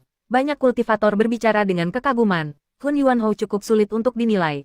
Hanya dianugerahi gelar Royal Noble tidak lebih dari 50 tahun. Namun dia telah memperoleh izin khusus dari Raja Fana untuk memiliki kualifikasi untuk memasuki Evil Investitrix. Zhen Weihou, sebagai tuan rumah, hanya mengatupkan kedua tangannya untuk menyambut kedatangan Hun Yuanhao dan tidak menyiapkan pengaturan khusus untuknya. Hun Yuanhao, di depan Zhen Weihou, juga sangat berhati-hati dan mengatur semuanya sendiri. Kemudian, ada banyak Royal Nobles lainnya dari Heavenly Jewel Kingdom, dengan kualifikasi untuk memasuki Evil Investitrix, yang juga datang satu demi satu. Namun, dalam kelompok mereka sendiri, hanya satu Royal Noble yang benar-benar bisa masuk. Sekte Awan Valet telah tiba. Seiring berjalannya hari, ada banyak murid dari sekte besar dan negara-negara kuat di luar kerajaan permata surgawi yang tiba. Sekte Awan Valet tiba dari pelangi di langit, membentang melintasi punggung bukit. Setelah murid-murid sekte Awan Valet tiba, Zhen Weihou memerintahkan beberapa murid untuk menyambut mereka. Murid-murid sekte Awan Valet semuanya luar biasa dan memiliki energi ungu. Orang bijak akan memperhatikan bahwa sebagian besar murid ini telah melangkah ke alam primal surga. Bagi generasi muda, bisa mencapai alam surga primal adalah pencapaian yang luar biasa. Terutama ketika 10 tahun yang lalu, itu masih selama era Dao yang sulit. Dengan kurangnya kehendak surga dan bagaimana esensi dunia mengering, itu membuat kultivasi menjadi sangat sulit. Seseorang dengan penuh semangat berkata, Danau Naga Terbang juga telah tiba. Hal yang sangat panas, aku mendengar bahwa kali ini, Danau Naga Terbang secara pribadi dipimpin oleh Tuan Mudanya. Rumor mengatakan bahwa Tuan Muda Naga Terbang adalah ular sanca raksasa yang berkultivasi menjadi iblis, dan bahkan ada kesempatan baginya untuk menjadi Raja Iblis di masa depan. Kedatangan Danau Naga Terbang membawa auman naga. Satu naga raksasa membentang di langit dan membawa 100 murid. Mereka semua sangat berbakat. Namun, para murid Danau Naga Terbang semuanya adalah iblis yang berpengalaman dalam Dao dan memiliki penampilan yang berbeda. Beberapa memiliki tubuh manusia tetapi kepala elang. Beberapa memiliki tanduk sapi, dan beberapa di belakang memiliki kepala manusia di tubuh burung. Melihat kedatangan negara-negara baru bersama dengan sekte besar, beberapa kultivator yang tidak berpengalaman tidak tahu alasannya dan dengan penasaran bertanya, kenapa tidak ada orang suci kuno yang datang? Seorang kultivator yang lebih tua berkata, ada sesuatu yang tidak kamu sadari. Legenda lama mengatakan bahwa Evil Investitrix adalah tempat untuk melatih murid-murid sekte kuno dupa pembersihan. Itu dimaksudkan untuk menjadi tempat pelatihan neraka dan hanya diberikan kepada generasi muda. Jadi hanya kultivator di bawah alam Sein kuno yang bisa masuk. Jika tidak, setiap kultivator yang lebih tinggi akan ditekan oleh kekuatan abadi. Seorang kultivator yang bahkan lebih berpengalaman dengan lembut menggelengkan kepalanya dan menjelaskan, orang suci kuno tidak akan dengan mudah muncul saat ini. Era Dao yang sulit membuat semua orang menderita selama 30.000 tahun. Mayoritas karakter besar di atas tingkat makhluk tercerahkan semuanya dicapai sebelum 30.000 tahun terakhir. Dalam 30.000 tahun ini, tidak peduli apakah mereka orang suci kuno atau Raja Surgawi, kultivasi mereka terjebak di tempat yang sama sehingga orang suci kuno baru di era terakhir dapat dihitung dengan jari seseorang. Oleh karena itu, semua orang suci kuno dari 30.000 tahun yang lalu entah mati karena usia tua, atau mereka secara paksa membekukan umur mereka dan enggan pergi keluar. Legenda mengatakan bahwa 30.000 tahun yang lalu, Raja Naga Hitam tiba-tiba menjadi marah dan berperang melawan Kaisar Abadi Takong, ingin merampok kehendak surga yang dipikulnya. Pertempuran ini sangat mematikan hingga para dewa menangis dan iblis meratap. Pada akhirnya, kehendak surga terkoyak. Setelah ini, energi dunia mengering dan ini menjadi 30.000 tahun tersulit bagi para kultivator. Selama masa-masa sulit seperti itu, banyak karakter hebat yang telah mencapai makhluk tercerahkan dan orang suci kuno tidak dapat mengambil setengah langkah ke depan karena esensi dunia yang mengering. Jadi kultivasi mereka tetap di tempat yang sama. Era ini menyebabkan makhluk tercerahkan dan orang suci kuno yang tak terhitung jumlahnya mati karena usia tua. Orang-orang yang berhasil lolos dari nasib ini semuanya membekukan umur mereka dan pergi ke isolasi fana dan tidak berani muncul di dunia. 3. 1. Kau memang sebuah gelar. Dengan semua Hou ini muncul. Hou berarti bangsawan atau markis dan diberikan oleh Raja Fana. 2 Kun Yuan sama dengan purba. 3 isolasi Fana sama dengan sesi kultivasi yang akan menentukan apakah kamu hidup atau mati. Juga, ini adalah penjelasan mengapa para tetua sekte kuno dupa pembersihan semuanya terjebak di Royal Noble dan di bawahnya. Bahkan jika bakat mereka terbatas. Era sulit ini baru berakhir 10 tahun yang lalu. Begitu banyak jenius mengakhiri jalan mereka di alam menjadi tercerahkan. Untuk dapat mencapai alam Sein kuno berarti bahwa orang tersebut adalah bakat yang tiada taranya. Dalam 30.000 tahun terakhir ini, para jenius yang tak terhitung jumlahnya menyesali dilahirkan ke generasi yang salah. Boom, boom, raungan gemuruh bergema di langit. Tiba-tiba, ada sekelompok kavaleri yang terbang di udara. Kuda jantan saleh mereka di bawah mereka bergerak seperti kilat saat mereka menginjak-injak ruang kosong, melakukan perjalanan beberapa ratus mil hanya dalam sedetik. Kavaleri yang datang dari langit ini meninggalkan aliran bayangan karena kecepatannya yang luar biasa. Nei, setelah meringkuk lama, kavaleri, seperti gelombang baja yang deras, tiba-tiba berhenti di atas tebing. Ada hampir 1.000 pengendara tetapi formasi mereka sangat terorganisir. Itu sealami air yang mengalir dan awan yang mengambang. Pasukan kavaleri ini dibalut dengan baju besi warna murni yang sama seolah-olah mereka baru saja kembali dari medan perang. Murid-murid regu itu kedinginan dengan niat membunuh. Seluruh tim dingin dan tidak berperasaan dengan aura pembunuh yang memenuhi langit dan membuat orang lain tidak bisa bernapas. Semua orang menahan napas memikirkan kekuatan menakutkan surga yang mampu merawat kavaleri besi yang begitu kuat. Ini harus menjadi sekte atau bangsa yang kuat. Klan Jiangzuo. Melihat adegan ini, banyak orang terkejut menyaksikan garis keturunan kuno yang sebenarnya. Bahkan Master Sekte Valet Cloud Sekte tidak bisa menahan diri untuk tidak bergumam. Generasi dari klan Jiangzuo ini benar-benar ganas dengan gelombang demi gelombang bakat. Melihat klan kuno seperti itu, kelompok jenius arogan dari Danau Naga Terbang juga kehilangan warna mereka dan tidak berani memprovokasi keberadaan kuno seperti itu.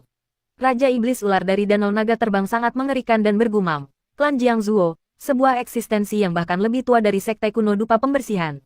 Kavaleri besi klan Jiangzuo dipimpin oleh seorang pemuda. Dia dingin dan tanpa emosi. Dia tercakup dalam aura dewa dan tubuhnya mirip dengan gunung batu giok. Namun dia masih bisa melompat turun dari kudanya yang saleh dengan mudah. Jiangzuo Hou, orang ini sangat tidak terduga. Dia baru berusia sekitar 20 tahun tetapi sudah menjadi markis. Bahkan seorang royal noble resmi, seperti Hun Yuan Hou, tergerak ketika melihat pemuda ini. Melihat kedatangan klan Jiangzuo, Zhen Wei Hou tidak berani gegabah dan secara pribadi menyambut mereka. Klan Jiangzuo, sangat kuno. Itu tidak hanya lebih tua dari Cleansing Ancient Ancient Sect tetapi beberapa bahkan mengatakan bahwa Virtuous Monarch yang sangat hebat datang darinya dan dia adalah musuh kuat dari Immortal Emperor Minren ketika dia masih muda. Bahkan ada desas-desus bahwa Kaisar Abadi Muda Minren telah kalah darinya sebelumnya. Raja berbudi luhur Jiangzuo, seorang Raja Iblis tua dari Danau Naga Terbang berseru, "Aku mendengar bahwa dia adalah saingan Kaisar Abadi Minren selama masa muda mereka, tetapi sayangnya, dia masih kalah di tangan Kaisar Abadi Minren pada akhirnya dan tidak bisa memikul kehendak surga." Para kultivator lain yang mendengarkan menjadi tercengang karena akhirnya menyadari betapa menakutkannya klan Jiangzuo. Ketika Minren masih muda, dia bisa digambarkan sebagai orang yang tak tertandingi di antara generasinya. Meskipun asal-usulnya rendah hati, dia telah menyapu musuh kuat yang tak terhitung jumlahnya ketika dia masih muda. Dia bahkan masuk tanpa izin ke pemakaman terlarang dan bertarung di dalam bumi kuno. Oh, pemuda macam apa dia yang tak terkalahkan. Namun, leluhur klan Jiangzuo mampu mengalahkan Minren muda. Keberadaan ini tidak dapat diremehkan. Virtuous Monarch Jiangzuo, pada era itu, memang seorang jenius muda yang terkenal di seluruh dunia Kaisar Fana. Jiangzuo Hou, kehadirannya tepat di belakang leluhurnya. Raja berbudi luhur Jiangzuo. Seorang kultivator yang lebih tua dari Sekte Awan Valet bergumam, "Aku mendengar bahwa klan Jiangzuo memiliki harapan yang sangat tinggi terhadapnya dan percaya bahwa dia pasti dapat melampaui leluhurnya." Saat era Dao sulit belum berakhir, Jiangzuo Hou sudah menjadi bakat yang hebat. Saat ini, ada desas-desus bahwa dia telah melangkah ke ranah Royal Noble. Banyak murid dari sekte besar dan negara kuat datang setelah kedatangan klan Jiangzuo. Tetapi prestise mereka kurang dibandingkan. Fakta bahwa klan Jiangzuo masih tetap relevan sampai sekarang merupakan indikasi dari kekuatan surgawi mereka yang menakutkan. Tebing atas punggungan dipenuhi dengan banyak kultivator yang mulai mendirikan kemah mereka. Beberapa memiliki paviliun harta karun yang melayang di langit dengan murid-murid mereka berada di dalam. Beberapa memiliki kapal raksasa kuno sebagai rumah sementara mereka. Ada juga banyak kultivator di tanah yang berkumpul berbondong-bondong, hanya untuk membahas hal-hal baru-baru ini. Namun, kultivator yang datang ke Evil Invested Ridge tidak hanya terbatas pada ini. Di langit, kadang-kadang akan ada kultivator yang mengendarai pedang atau elang mereka untuk tiba. Dan kadang-kadang bahkan gunung terbang besar akan muncul, ada banyak pemandangan yang penuh warna dan aneh. Orang bahkan bisa mengatakan bahwa orang yang tiba di tanah tidak memiliki kualifikasi untuk memasuki Evil Invested Ridge. Pada akhirnya, bagi para kultivator, mencapai ranah mandat surga akan memungkinkan seseorang menggunakan harta terbang untuk terbang. Setelah mencapai alam primal surga, para kultivator bisa menginjak ruang angkasa untuk terbang. Seorang kultivator yang tidak bisa terbang, ini cukup untuk menunjukkan betapa rendahnya kultivasi mereka. Kultivator atau sekte peringkat rendah seperti ini pada dasarnya tidak memenuhi syarat untuk memasuki punggungan.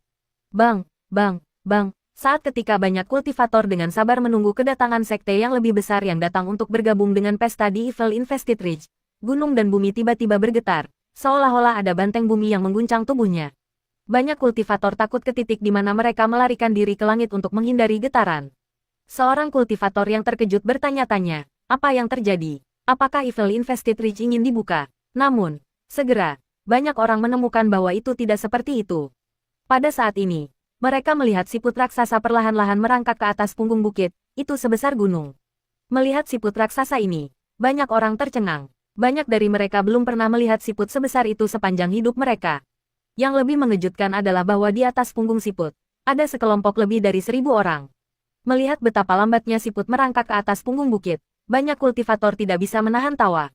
Mereka belum pernah melihat hal lucu seperti itu sebelumnya. Brengsek, kalian punya kaki tapi tidak tahu cara berjalan.